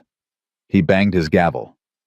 "Furthermore, I'm ordering the sheriff to detain Mr. Holloway for questioning regarding possible murder charges." The courtroom exploded. Robert lunged toward Margaret, but Tom was faster, putting himself between them. Samuel was on his feet, ready to fight. Sheriff Coleman and his deputy moved in, grabbing Robert's arms. "You can't do this," Robert screamed. "She's my daughter, mine." "She's a child who deserves to live without fear," Morrison said flatly. "Remove him." They dragged Robert out, his protests echoing through the courthouse. Patterson gathered his papers in angry silence and stalked out. The crowd began to disperse, voices raised in excited discussion. Margaret collapsed into her chair, sobbing so hard her whole body shook. Annie climbed into her lap, and for the first time in 6 months, the little girl made a sound, a small broken sob that turned into the word Mama. Margaret froze. "What?" "Mama." Annie's voice was hoarse from disuse. "Don't leave me. Never." Margaret crushed her close. "Never, baby. I promise. Never." Tom stood there watching them, feeling something crack open in his chest. Behind him, Samuel was shaking, tears streaming down his face. Josie had pressed her hand over her mouth, her eyes wide. Dr. Peters approached, leaning heavily on his cane. "I'm sorry I didn't come sooner." "You came when it mattered," Margaret said through tears. "That's enough. My daughter convinced me. Said a man who won't stand up for truth ain't much of a man at all." He smiled slightly. Reminded me why I became a doctor in the first place. Jenny Collins stood beside him, her own eyes wet. I'm glad we made it in time. So are we. Tom offered his hand to the old doctor. Thank you. You saved more than one life today. Just did what should have been done 6 years ago. Peters looked at Annie, who was clinging to Margaret like she might disappear. That child deserves better than what she's had. You make sure she gets it. I will. Tom's voice was firm. We all will. Morrison approached his expression softer than before. Miss Holloway, you'll need to file proper custody papers in Kansas, but for now, the child is yours. Don't give me reason to regret this decision. You won't, Your Honor. Margaret could barely speak. Thank you. He nodded and walked away. Slowly the courtroom emptied until only their small group remained Tom and Margaret, and 3 children who'd walked in strangers and walked out as something that might, with time and patience, become a family. We should go, Tom said quietly. Long ride home. Home. The word landed differently now. Margaret looked at him, really looked at him, and something passed between them that was bigger than gratitude, deeper than relief. Home, she repeated. Yes. They gathered themselves and walked out into afternoon sunlight that felt warmer than it should for December. People were still gathered on the courthouse steps, staring, whispering. Tom ignored them all, helping Margaret into the wagon, lifting Annie up beside her. Samuel climbed in back, his face still wet with tears. Josie followed, then surprised everyone by taking Annie's hand. You can sit with me if you want, Josie said quietly. I know what it's like to lose a mama. Annie looked at her with those 2 old eyes, then nodded. She moved to sit between Josie and Samuel, and just like that, the children formed their own circle of protection. Tom took up the reins, Margaret beside him. As they pulled away from the courthouse, she reached over and took his hand. Thank you, she whispered. For everything. Thank the doctor. He's the one who showed up. He showed up because you rode to Great Falls and convinced his daughter that some fights are worth having. He showed up because you made people believe that standing up for what's right matters. She squeezed his hand. You did that, Tom. You saved us. We saved each other, Tom said. That's what families do. Is that what we are, family? Tom looked at her, at this woman who'd traveled 1,000 miles on hope and desperation, who'd stood in that courtroom and faced down her demons, who'd held on to Annie through 6 months of running and hiding and fear. He thought about his empty house, his lonely dinners, his daughter growing up without softness or laughter. He thought about Anna, who'd once told him that family wasn't about blood, but about choosing each other every single day. Yeah, he said. I reckon we are. Margaret smiled, and this time it reached her eyes real and bright and hopeful. Behind them, the children were talking quietly, their voices blending together. Annie's hoarse whisper, Josie's patient responses, Samuel's protective interjections. The wagon rolled through town, past staring faces, and whispered gossip out onto the mountain road, where the trees closed in and the world became simple again. The sun was setting by the time they reached the ranch painting, the snow gold and pink. Tom pulled up in front of the house and sat for a moment just looking at it. 3 days ago, it had been a building full of strangers. Now it was something else, something worth fighting for. Come on, he said. Let's get inside before we freeze. They climbed down, tired and emotionally wrung out, but somehow lighter than before. Margaret carried Annie, who was falling asleep, against her shoulder. Samuel and Josie walked ahead, arguing about who got to tell the horses what had happened. Tom unhitched the wagon while Margaret took the children inside. By the time he'd finished with the horses and made his way to the house, lamplight glowed warm in the windows, and he could smell coffee brewing. He stood on the porch for just a moment, listening to voices inside Margaret's soft instructions. Samuel's laugh, Josie's protest, Annie's tentative response. The sounds of life. The sounds of home. Tom Brennan, widower and rancher man, who'd been sure his heart had died with his wife, felt something shift inside him. Not replacement, not forgetting, but room. Room for more love, more life, more chances to get it right. He opened the door and stepped inside into warmth and noise, and the complicated, beautiful mess of family that chooses itself. The mountain wind blew cold outside, but inside the fire burned bright. And for the first time in 3 years, Thomas Brennan wasn't alone. None of them were. That night, nobody wanted to sleep alone. Margaret made pallets by the fire for all 3 children, and they huddled together like puppies seeking warmth and reassurance. Annie had spoken exactly 4 words since the courthouse. Mama, don't, leave, and me. But she'd held Margaret's hand through dinner, and hadn't let go, even when her eyes started closing. Tom sat at the table with Margaret after the children finally drifted off. Both of them nursing coffee they didn't really want, but needed something to do with their hands. I keep thinking I'm gonna wake up, Margaret whispered. That this whole day was just a dream and I'm still running. It's real. Tom's voice was quiet. You're safe. She's safe. It's over. Is it? Margaret looked toward the children. Robert's in jail now, but men like him don't stay locked up forever. And when he gets out, if he gets out, he's got murder charges waiting. That doctor's testimony, those records, they ain't gonna let him walk free. You don't know that. You don't know how many times I've watched powerful men walk away from things that should have destroyed them. Her hands trembled around her cup. I'm terrified this is just the beginning. That he'll come back with lawyers and money and... Margaret. Tom reached across the table and covered her hand with his. Stop borrowing trouble from tomorrow. Today was a victory. Let yourself feel that. She looked at their joined hands, then up at his face. I don't know how to stop being afraid. Been afraid so long it's just part of me now. Then we'll work on it together. One day at a time. One moment at a time. Tom's thumb traced small circles on her wrist. You ain't gotta be brave every second. You're allowed to fall apart now. Margaret's face crumpled. She pressed her free hand over her mouth, but couldn't stop the sob that escaped. Tom stood and pulled her up, gathering her into his arms while she cried against his chest. Deep, wrenching sobs that had been building for 6 months of running and hiding and terror. He held her through it, one hand, stroking her hair, murmuring things that weren't quite words but felt like comfort anyway. When she finally quieted, she stayed there in his arms, her breathing uneven but calmer. I'm sorry, she whispered. Nothing to be sorry for. I'm a mess. You're human. Tom pulled back enough to see her face. And you're one of the strongest people I've ever met. Don't apologize for having feelings. Margaret looked up at him, her eyes red and swollen but searching. Why are you so good to me? Because you deserve good.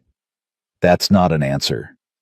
Tom was quiet for a moment, choosing his words carefully. When Anna died, I closed up. Shut down everything except what I needed to survive and raise Josie. I stopped feeling much of anything. Then you showed up on that stagecoach, you and 2 children. I didn't ask for, carrying more pain than any person should have to carry, and something in me woke back up. He touched her cheek gently. You reminded me what it feels like to care about something bigger than my own hurt, to fight for something that matters, to be part of something that ain't just survival, but actual living. Tom, her voice broke on his name. I ain't asking for nothing, he said quickly. I know you came here out of desperation, not choice. I know the contract we had was business, not... He stopped, uncertain how to finish. Not what? Margaret's hand came up to cover his where it rested against her face. Not love. The word hung between them, fragile and enormous.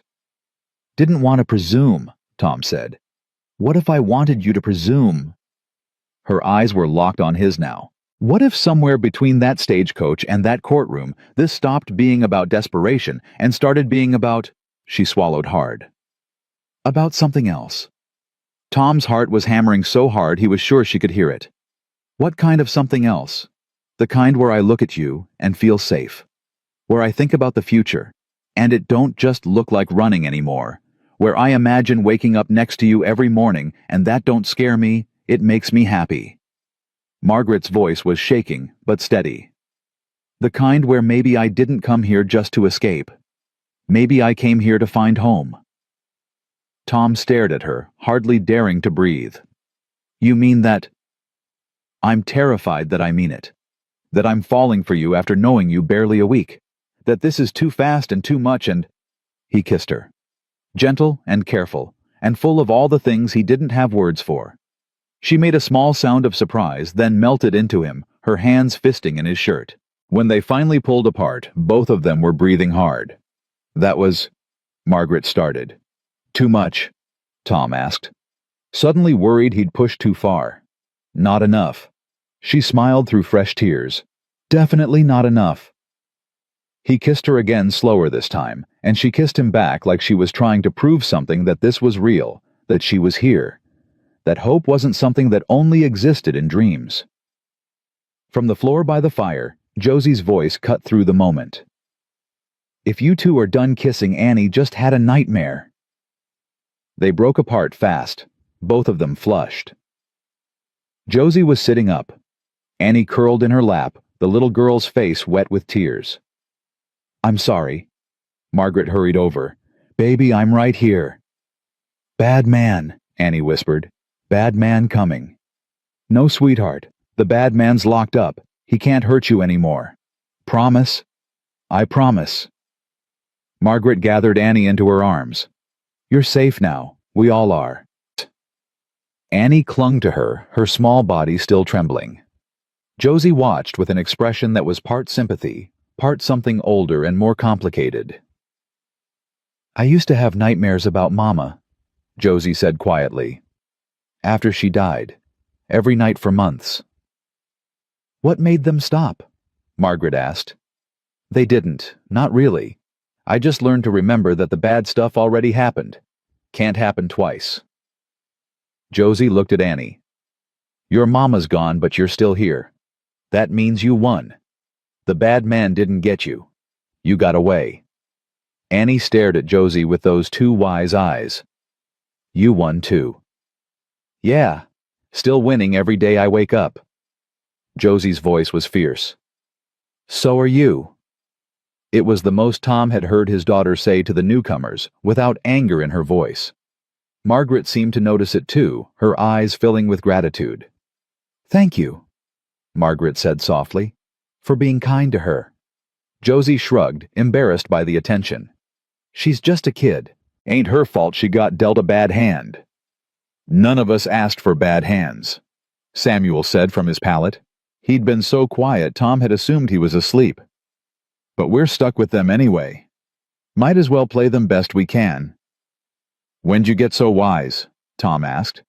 "When I realized being angry all the time was more exhausting than just accepting help when it's offered." Samuel sat up, his hair sticking out at odd angles. "I'm sorry, by the way, for how I acted when we first got here. For treating you like an enemy when you were trying to be family. You were protecting your aunt and cousin. Ain't nothing to apologize for." Tom met the boy's eyes. "But I appreciate hearing it anyway. You really meant it, didn't you? When you said we were family. I don't say things I don't mean." Samuel nodded slowly. "My father used to say that a man's only as good as his word. That once you break it, nobody'll trust you again." Your father was right. He was right about a lot of things, just didn't live long enough to see me understand them. Samuel lay back down, pulling his blanket up. "I think he would have liked you." The words settled over the room like a blessing. Margaret was crying again, but quietly now, rocking Annie while Josie sat close enough that their shoulders touched. Tom stood by the table watching them, feeling something slot into place inside him, some piece that had been missing since Anna died. This wasn't the family he'd planned, wasn't even the family he'd asked for, but it was the family he'd gotten, and maybe that was exactly how it was supposed to work. The next morning brought news from town. Dutch rode up on his old mare just after breakfast, his face grim. "Thought you should know," he said when Tom met him in the yard. "Robert Holloway made bail." Tom's blood went cold. "What?" "Posted bond this morning. Some lawyer friend from Kansas wired the money. Judge Morrison's madder than hell about it, but his hands are tied. The man's legally free until trial." "Where is he now?" "Left Deer Lodge heading east. Sheriff Coleman's keeping an eye on him but can't stop him from traveling." Dutch shifted in his saddle. "Tom, if he comes this way, he won't get near this house. Tom's voice was flat and hard. I'll make sure of that. I know you will. Just wanted you warned. Dutch tipped his hat. You need anything, send word. After he rode off, Tom stood in the yard trying to decide how much to tell Margaret. She'd just started sleeping without nightmares. Just started believing they were safe. This news would shatter that fragile peace. But lying would be worse. He found her in the kitchen teaching Annie how to measure flour. The sight of them together, Margaret's patient hands guiding Annie's small ones, both of them dusted with white powder, both of them smiling, made his chest ache. Margaret, need to talk to you. Private. Her smile faded. She wiped her hands on her apron and followed him outside, leaving Annie with Josie. What's wrong? Robert made bail. The color drained from her face. No. He's out. Heading east last anyone saw, but he's coming here. Margaret's voice was hollow. He's not going to let this go. He'll come for Annie. Not if I can help it. You can't fight the law, Tom. He's got rights now. Bail means he's a free man until trial, and that could be months from now.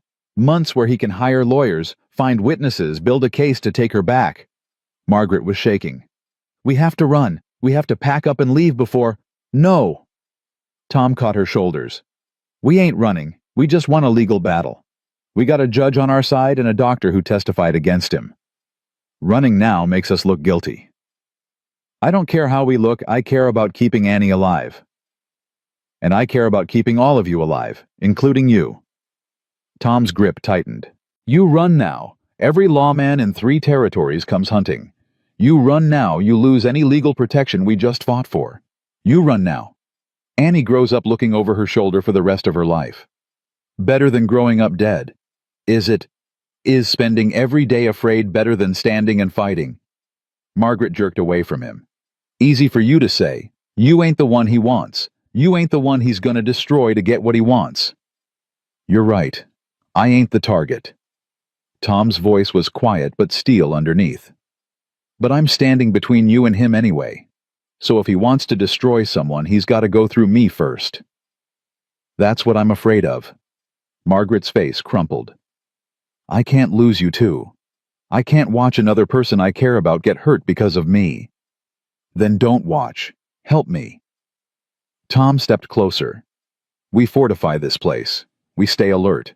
We make it clear that anyone who comes here looking to hurt people finds themselves dealing with more than they bargained for. You mean you want to fight him? I mean I want to be ready if he decides fighting's his only option. Tom's jaw set. I ain't letting that man take Annie. And I ain't letting him hurt you. Whatever it takes. Margaret stared at him for a long moment. Then she nodded slowly. Okay. We stay. We fight. Together. Together. They went back inside hand in hand. The children looked up when they entered, their faces tense with questions they were too scared to ask. Everything all right? Samuel's voice was carefully neutral. No. Tom said honestly. Robert made bail. He's out. Annie made a small sound and buried her face in Josie's shoulder. Josie's arm came around her, automatically protective and fierce. What are we gonna do? Josie asked. We're gonna be smart, and careful, and ready. Tom looked at Samuel. You know how to shoot. Some. My father taught me before he died. Then I'll teach you more, starting today. Tom turned to Josie. You too. Both you girls are gonna learn to handle a rifle. Papa, Josie started. No arguments. You need to be able to protect yourself and each other if something happens. Tom's voice was firm. I ain't trying to scare you. I'm trying to prepare you. Margaret cleared her throat. And me. You already know how to fight. Proved that in the courtroom. Tom managed a small smile. But yeah, you're learning to shoot too. Everyone in this house knows how to defend it. They spent the day preparing. Tom brought out rifles and showed Samuel and Josie how to load, aim, and fire. Margaret picked it up faster than expected, her hand steady despite her fear. Even Annie watched from a safe distance, her eyes tracking every movement. By evening, they'd set up a system. Tom slept in shifts, keeping watch through the night. Samuel volunteered to take turns despite being young. They rigged bells on the gates and barn doors, anything that would alert them to someone approaching. 3 days passed, then 4, then a week. Robert didn't come.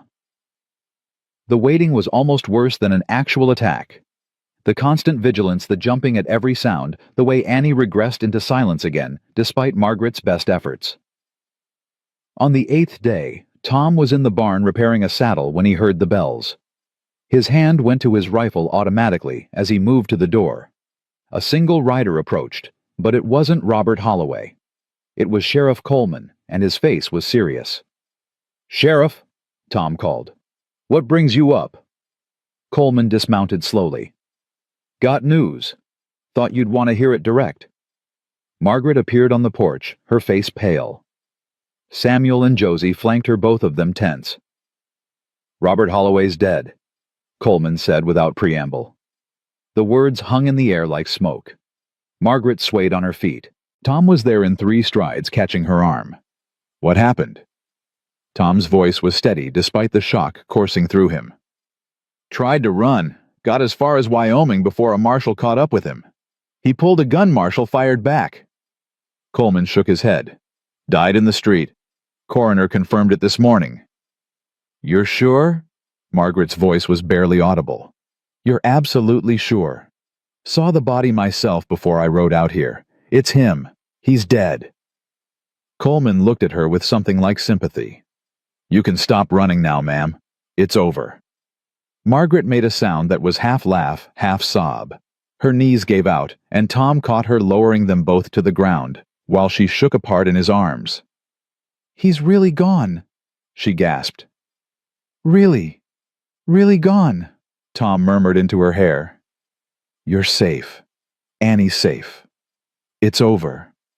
Behind them, Samuel let out a shout of pure relief. Josie was crying, her hand over her mouth. Inside the house, they heard Annie's voice, clear and strong and rising above everything else. "Mama, Mama, come quick!" Margaret pulled away from Tom and ran inside. Tom followed Coleman, trailing behind.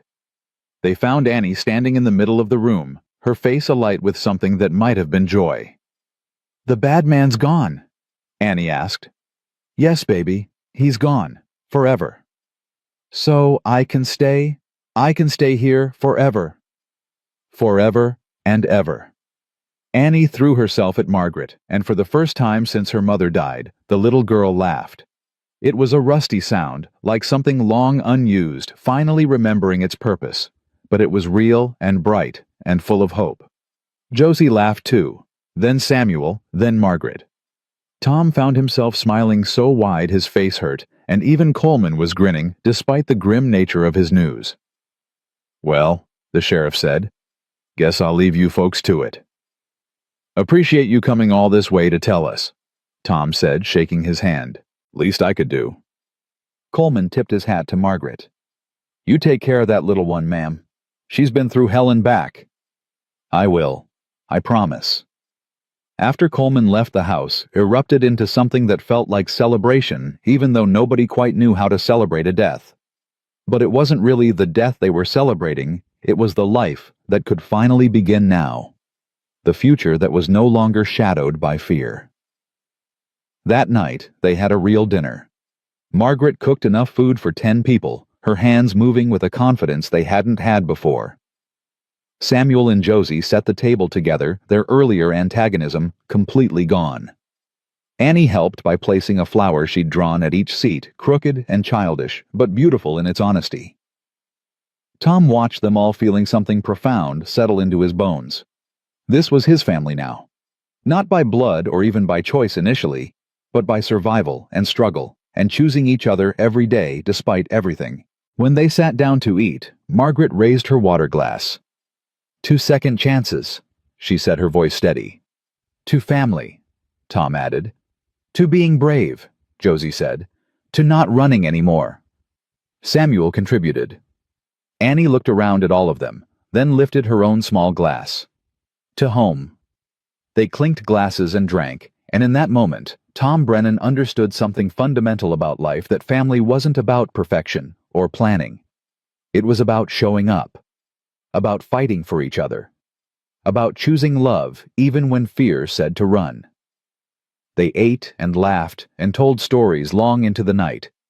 And when the children finally fell asleep in their pallets by the fire, Margaret and Tom sat together in the quiet. "I keep waiting to wake up," Margaret whispered. "You said that before." "I know, but this time it feels different. Like maybe I'm allowed to stop waiting for the other shoe to drop." She looked at him. "Like maybe I'm allowed to be happy." "You're more than allowed. You're entitled."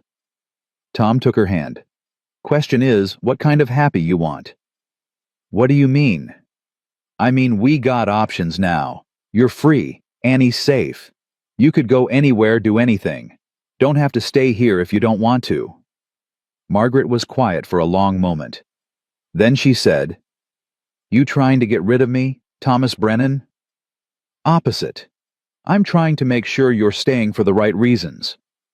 "And what are the right reasons?" "That you want to. That this ain't just shelter or safety, but somewhere you actually want to build a life."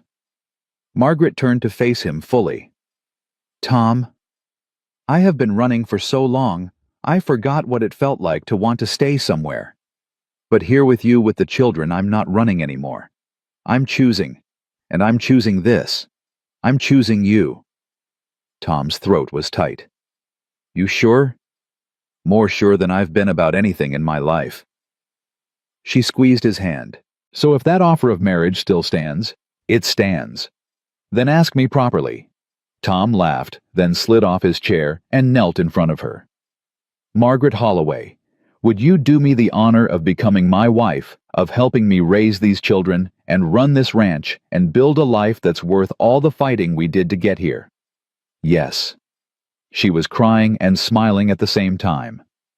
"Yes, 1,000 times yes." He kissed her, then slow and deep and full of promise. When they finally broke apart, they stayed close, foreheads touching, breathing the same air. "When?" Tom asked. "Soon. As soon as we can arrange it." "Tomorrow." Margaret laughed. "Give me at least a week to make a proper dress." "Deal." They sat together until the fire burned low, making plans, dreaming out loud, building a future that neither of them had imagined a month ago, but both of them wanted with everything they had. Outside, the mountain stood silent and eternal. Inside, 5 people slept under one roof, no longer running, no longer alone, no longer waiting for the next disaster, but finally allowing themselves to hope. And in the morning, they would wake up to their first day of forever, together. The week before the wedding passed in a blur of preparation and nervous energy. Margaret spent her evenings sewing by lamplight, transforming an old dress of Anna's that Tom had kept in a trunk into something new. Josie had offered it without being asked, appearing one morning with the folded fabric in her arms. "Mama would want someone to wear it," Josie had said quietly. "And I think she'd like that it's you." Margaret had cried then, holding the dress like it was made of glass, understanding the gift for what it really was. Acceptance, blessing permission to move forward without erasing what came before. Now, on the morning of the wedding, Margaret stood in the bedroom while Josie helped button the back of the dress. It fit perfectly after Margaret's alterations, the deep blue fabric bringing out the color of her eyes. Annie sat on the bed watching her own new dress sewn by Margaret from fabric Tom had bought in town, making her look like a different child entirely. "You look pretty, Mama," Annie said. Her voice was still soft, still tentative, but it came more easily now. Each day she spoke a little more, reclaiming the parts of herself that fear had stolen. "You think so?" Margaret turned to look at herself in the small mirror. A stranger stared back, someone with color in her cheeks and hope in her eyes, instead of the hollow-faced woman who'd stepped off that stagecoach. "Papa's gonna cry when he sees you," Josie said matter-of-factly. "He cried at Mama's wedding, too. Grandma told me." "Is that all right?" Margaret asked carefully. "That he's marrying again?" Josie was quiet for a moment, her hands stilling on the buttons. "I used to think it wasn't. Used to think letting anyone else in meant forgetting Mama, but then I realized something." "What's that?" "Papa ain't forgetting. He's just making room for more love. And Mama always said love don't run out. You got love for one person, you got love for everyone. Josie finished the last button. So yeah, it's all right. Margaret turned and pulled the girl into a fierce hug. Thank you. For giving me a chance. For giving all of us a chance. You saved Annie, saved Samuel, gave them a home when nobody else would. Josie pulled back her young face serious. That makes you family. Wedding or no wedding. A knock on the door interrupted them. Samuel's voice came through nervous and formal. They're ready for you. If you're ready, I mean. Margaret took a deep breath. I'm ready. They'd decided on a simple ceremony in the house, rather than riding to town. The preacher had agreed to come up the mountain, and Dutch had brought his wife and a few neighbors, who'd become friendly with Tom over the years. It wasn't a crowd, but it was enough witnesses, enough well-wishers, enough people to make it feel real. Tom stood by the fireplace in his Sunday best, his hair slicked back, his hands fidgeting with his hat. When Margaret appeared in the doorway, he went completely still. His eyes widened, then filled with tears, exactly like Josie had predicted. Lord have mercy, he whispered. Margaret smiled and crossed the room to him. Samuel walked beside her, having volunteered to give her away. When they reached Tom, Samuel placed Margaret's hand in his. You take care of her, Samuel said, his voice cracking, or I'll make you regret it. I will, Tom promised. On my life I will. The preacher cleared his throat. Dearly beloved, we are gathered here today. Tom barely heard the words. He was too focused on Margaret's face, on the way she looked at him, like he'd hung the moon on the slight trembling of her hands that told him she was just as nervous as he was. When it came time for vows, his voice shook but held steady. I, Thomas Brennan, take you Margaret Holloway to be my wife. I promise to protect you and cherish you and stand by you through whatever comes. I promise to love your family as my own and to build a home where fear has no place and hope has room to grow. I promise to be worthy of the trust you've placed in me and to spend every day trying to deserve the gift of your love. Margaret's tears spilled over. I, Margaret Holloway, take you Thomas Brennan to be my husband. I promise to stand beside you in all things, to support you and strengthen you, and remind you that you are good and worthy and loved.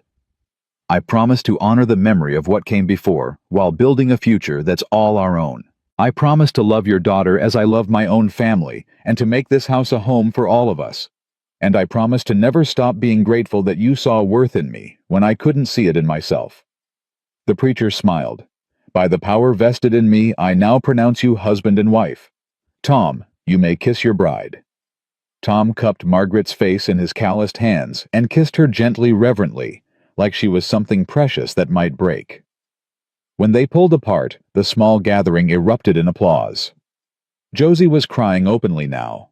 Samuel was grinning so wide it looked painful. Annie clapped her small hands together, laughing that rusty laugh that got a little easier each time they heard it. Dutch's wife had brought a cake, and they cut it together while everyone crowded around. The children got the first slices, and Annie got frosting on her nose, which made everyone laugh. For a few hours the house filled with joy so pure it felt like medicine. As the sun started setting, and the guests prepared to leave, Dutch pulled Tom aside. You done good, the old man said. Real good. That family of yours, it's something special. I know, Tom said quietly. Still can't quite believe it's real. Believe it. You earned it. Dutch clapped him on the shoulder. And Tom Anna would have approved, just so you know. Tom's throat tightened. You think so? I know so. She always said you had too much love in you to keep it locked away. Said if something ever happened to her, she hoped you'd find someone to share it with. Dutch's eyes were kind. You did. Be happy about it. After everyone left and the children were finally asleep, Samuel in the loft, Josie and Annie sharing the small bedroom, Tom and Margaret stood together on the porch, watching stars appear in the darkening sky. Mrs. Brennan, Tom said softly. That's me now, Margaret replied, wonder in her voice. Margaret Brennan. How's it feel? Like coming home after a long journey, like finally being allowed to rest. She leaned into him. Like maybe all the running and fear was worth it, because it led me here. Tom wrapped his arm around her. What do you want, Margaret? For the future, I mean. What do you dream about now that you're allowed to dream again?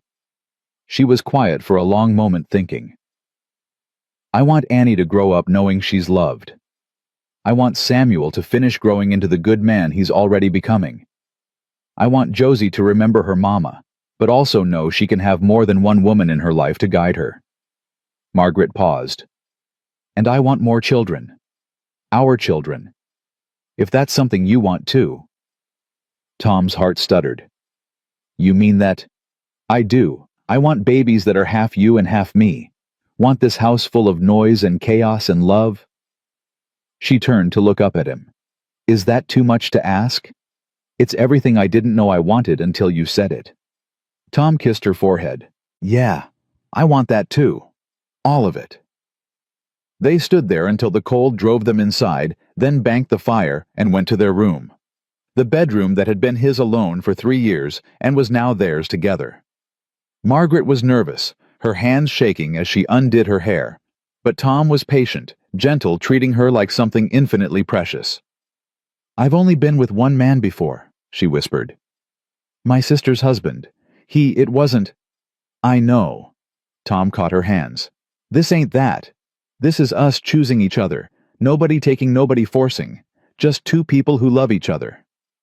I do love you, Margaret said like she was testing the words. I know it's fast, but I do. I love you too, have since you stepped off that stagecoach looking terrified, but still standing tall. They came together slowly, learning each other, building trust through touch and whispered promises. And when Margaret finally fell asleep in his arms, Tom lay awake listening to her breathe, feeling more complete than he had in years. The months that followed were the happiest Tom could remember. Winter gradually loosened its grip, snow melting into spring, and with the change of seasons came changes in the family too. Annie's nightmares became less frequent. Samuel shot up 3 inches and started helping with the heavier ranch work, without being asked. Josie and Annie became inseparable, more sisters than friends. And Margaret bloomed. Not just physically though, by April, it was clear she was pregnant, but emotionally. She laughed more, sang, while she worked. Touched Tom freely with affection instead of hesitation. The haunted look in her eyes faded, replaced by contentment. One evening in late May, Tom found her in the garden. She'd planted her hands in the soil, her belly just starting to show. She looked up when he approached, her face glowing in the sunset light. Look, she said, pointing to tiny green shoots. The tomatoes are coming up, and the beans. By summer we'll have more vegetables than we know what to do with. Then we'll learn to preserve them. Tom knelt beside her. How are you feeling? Tired? Happy? Grateful? She touched her stomach. Scared sometimes, but in a good way. The way you're supposed to be scared about things that matter. You're gonna be a wonderful mother. You already are. Annie's different than a baby. Babies are helpless, need everything. Margaret's voice wavered. What if I can't do it? What if I'm not enough? Then we'll figure it out together. That's what partners do. Tom covered her hand with his. You ain't alone in this, Margaret. Not ever again. She leaned against him, and they stayed there until Josie's voice called them for supper. The baby came in October, a boy with Tom's eyes and Margaret's determination. They named him Jacob after Margaret's father, and his arrival completed something in all of them. Josie doted on him with surprising gentleness. Samuel carved him toys from scrap wood. Annie sang to him in her still quiet voice, made up songs about mountains and safety and home. By the time Jacob was 6 months old, the ranch had become something none of them had imagined that first desperate winter. It was loud and chaotic and full of life, children running through the house, laundry hanging on lines, meals that required 3 pots instead of 1. It was arguments about chores and laughter at dinner and bedtime stories that went too late because nobody wanted the day to end. It was family. One evening the following spring, Tom stood on the porch watching his world in motion. Samuel was in the barn teaching Josie how to saddle a horse properly, while she complained loudly about his instructions. Margaret sat in the rocking chair with Jacob on her lap and Annie pressed against her side, all three of them watching the sunset paint the mountains gold. Inside, he could hear the sounds of home, the creak of floorboards, the rattle of dishes, the hum of life continuing. Margaret looked up and caught his eye. "What are you thinking about? How different everything is from 2 years ago. Good different or bad different? Best different?" Tom moved to sit on the porch rail. "I was dead inside before you came, just going through motions raising Josie, but not really living. And now," he gestured at everything around them, "now I'm alive again." "We all are," Margaret said softly. "You gave us that. You and this mountain and this stubborn refusal to turn away when anyone else would have. I didn't do nothing except say yes to what showed up on my doorstep. You did everything. You saw people who needed saving and you saved them. You saw a family that needed building and you built it." Margaret's voice was thick with emotion. "You took broken pieces and made something whole." Annie tugged on Margaret's sleeve. "Mama, tell the story." "What story, baby?" "About how we got here. About the stagecoach and the snow, and how Papa chose us." Margaret looked at Tom, a question in her eyes. He nodded. "All right," Margaret said, settling Annie more comfortably. "Once upon a time there was a woman who was running from something terrible. She was so scared and so tired, and she had 2 children depending on her to keep them safe. She didn't think anyone would help them. She'd learned that people mostly look away from trouble. But then the stagecoach came to the mountain." Annie interrupted, having heard this story many times. "Then the stagecoach came to the mountain," Margaret agreed. "And there was a man waiting. A good man who'd been lonely for a long time. And when he saw the woman and the children, he didn't turn them away. He said 3 words that changed everything." "What words?" Annie asked, even though she knew. "He said, 'You're staying here.'" Margaret's eyes were locked on Tom's now. "And we did. We stayed, and we fought, and we built a home out of hope and stubbornness and love that none of us knew we were capable of. And we lived happily ever after." Annie's voice was tentative, like she still wasn't sure that was allowed. "We lived," Tom said, his voice rough. "We lived real and messy and complicated with hard days and good days and everything in between. But we lived together, and that made all the difference." Samuel and Josie came up from the barn arguing about something inconsequential and joined them on the porch. Jacob started fussing, and Margaret handed him to Tom, who took his son with practiced ease. The baby settled immediately, one tiny hand gripping Tom's finger. They sat together as the sun finished setting and stars began to appear. Nobody spoke much. They didn't need to. Everything important had already been said in the 2 years of choosing each other, of fighting for each other, of building something that looked nothing like what any of them had planned, but was better than anything they could have imagined.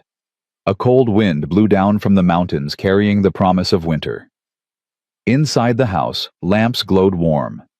Tom looked at each face around him. Margaret's peaceful contentment, Samuel's quiet strength, Josie's fierce protectiveness, Annie's slowly healing joy, Jacob's innocent trust, his family, built from strangers and desperation, held together by choice and courage. "Thank you," he said quietly. Nobody asked what for. They all knew. Margaret reached over and squeezed his hand. "No, thank you." And in that moment, Thomas Brennan understood something profound about mercy and second chances, and the way life rewrites itself when you're brave enough to say yes to what you didn't plan for. He'd sent for 1 bride and gotten 3 souls who needed saving. He'd opened his door to strangers and found family. He'd risked his heart on hope and discovered it was the best risk he'd ever taken. The mountain stood eternal behind them, silent and steady. The ranch spread out below every acre, a testament to survival and hard work. Inside, the fire burned warm. Outside, the stars blazed cold and bright. And somewhere between earth and sky, between past and future, between what was lost and what was found, a family sat together in the gathering dark, no longer running, no longer alone, no longer afraid of what tomorrow might bring. They had earned their peace. They had fought for their home. And they had chosen love when fear said to close their hearts. That choice, Tom knew, made all the difference. That choice was everything. The wind whispered through the pines, carrying no warnings, now only witness. And the house that had stood empty for so long finally knew what it was built for, not shelter from the storm, but a place where broken people could become whole again, where strangers could become family, where hope lived, not as a promise, but as something real you could touch and hold, and build a future on. Tom Brennan had lost everything once and thought he'd never recover. But sitting here with his wife beside him, his children around him, and his heart finally at peace, he understood that sometimes you have to lose everything to find what matters most. Sometimes the family you're meant to have isn't the one you planned for, but the one that shows up desperate and afraid and asking for mercy. And sometimes if you're brave enough, stubborn enough, and willing enough to say yes to what terrifies you, that family becomes the greatest gift you'll ever receive. The last light faded from the sky. Margaret started singing softly some lullaby from her childhood. The children's voices joined in, then Tom's rough baritone. Their song rose into the night, a hymn of thanksgiving for survival and second chances and the stubborn resilience of hope. They had come through winter and found spring. They had faced death and chosen life. They had known fear and learned courage. And through it all, they had held on to each other with everything they had, building home not from wood and stone, but from the daily choice to stay, to fight, to love. That was the only story that mattered. That was the truth worth telling. That was the legacy they would pass down, not perfection, but perseverance. Not ease, but earned joy. Not fairy tales, but real life lived with fierce determination and open hearts. The mountains remembered. The stars witnessed. And 5 people who'd started as strangers became forever family bound not by blood alone, but by something stronger. The choice to see worth in each other when the world said to look away, to offer shelter when it would have been easier to close the door, to believe in redemption when mercy seemed like foolishness. Tom Brennan had made that choice. Margaret had accepted it. And together they had built a life that proved the most powerful force in the world isn't fear or anger or despair. It's the simple, stubborn act of choosing love when everything else says to give up. That choice saved them all. That choice made them family.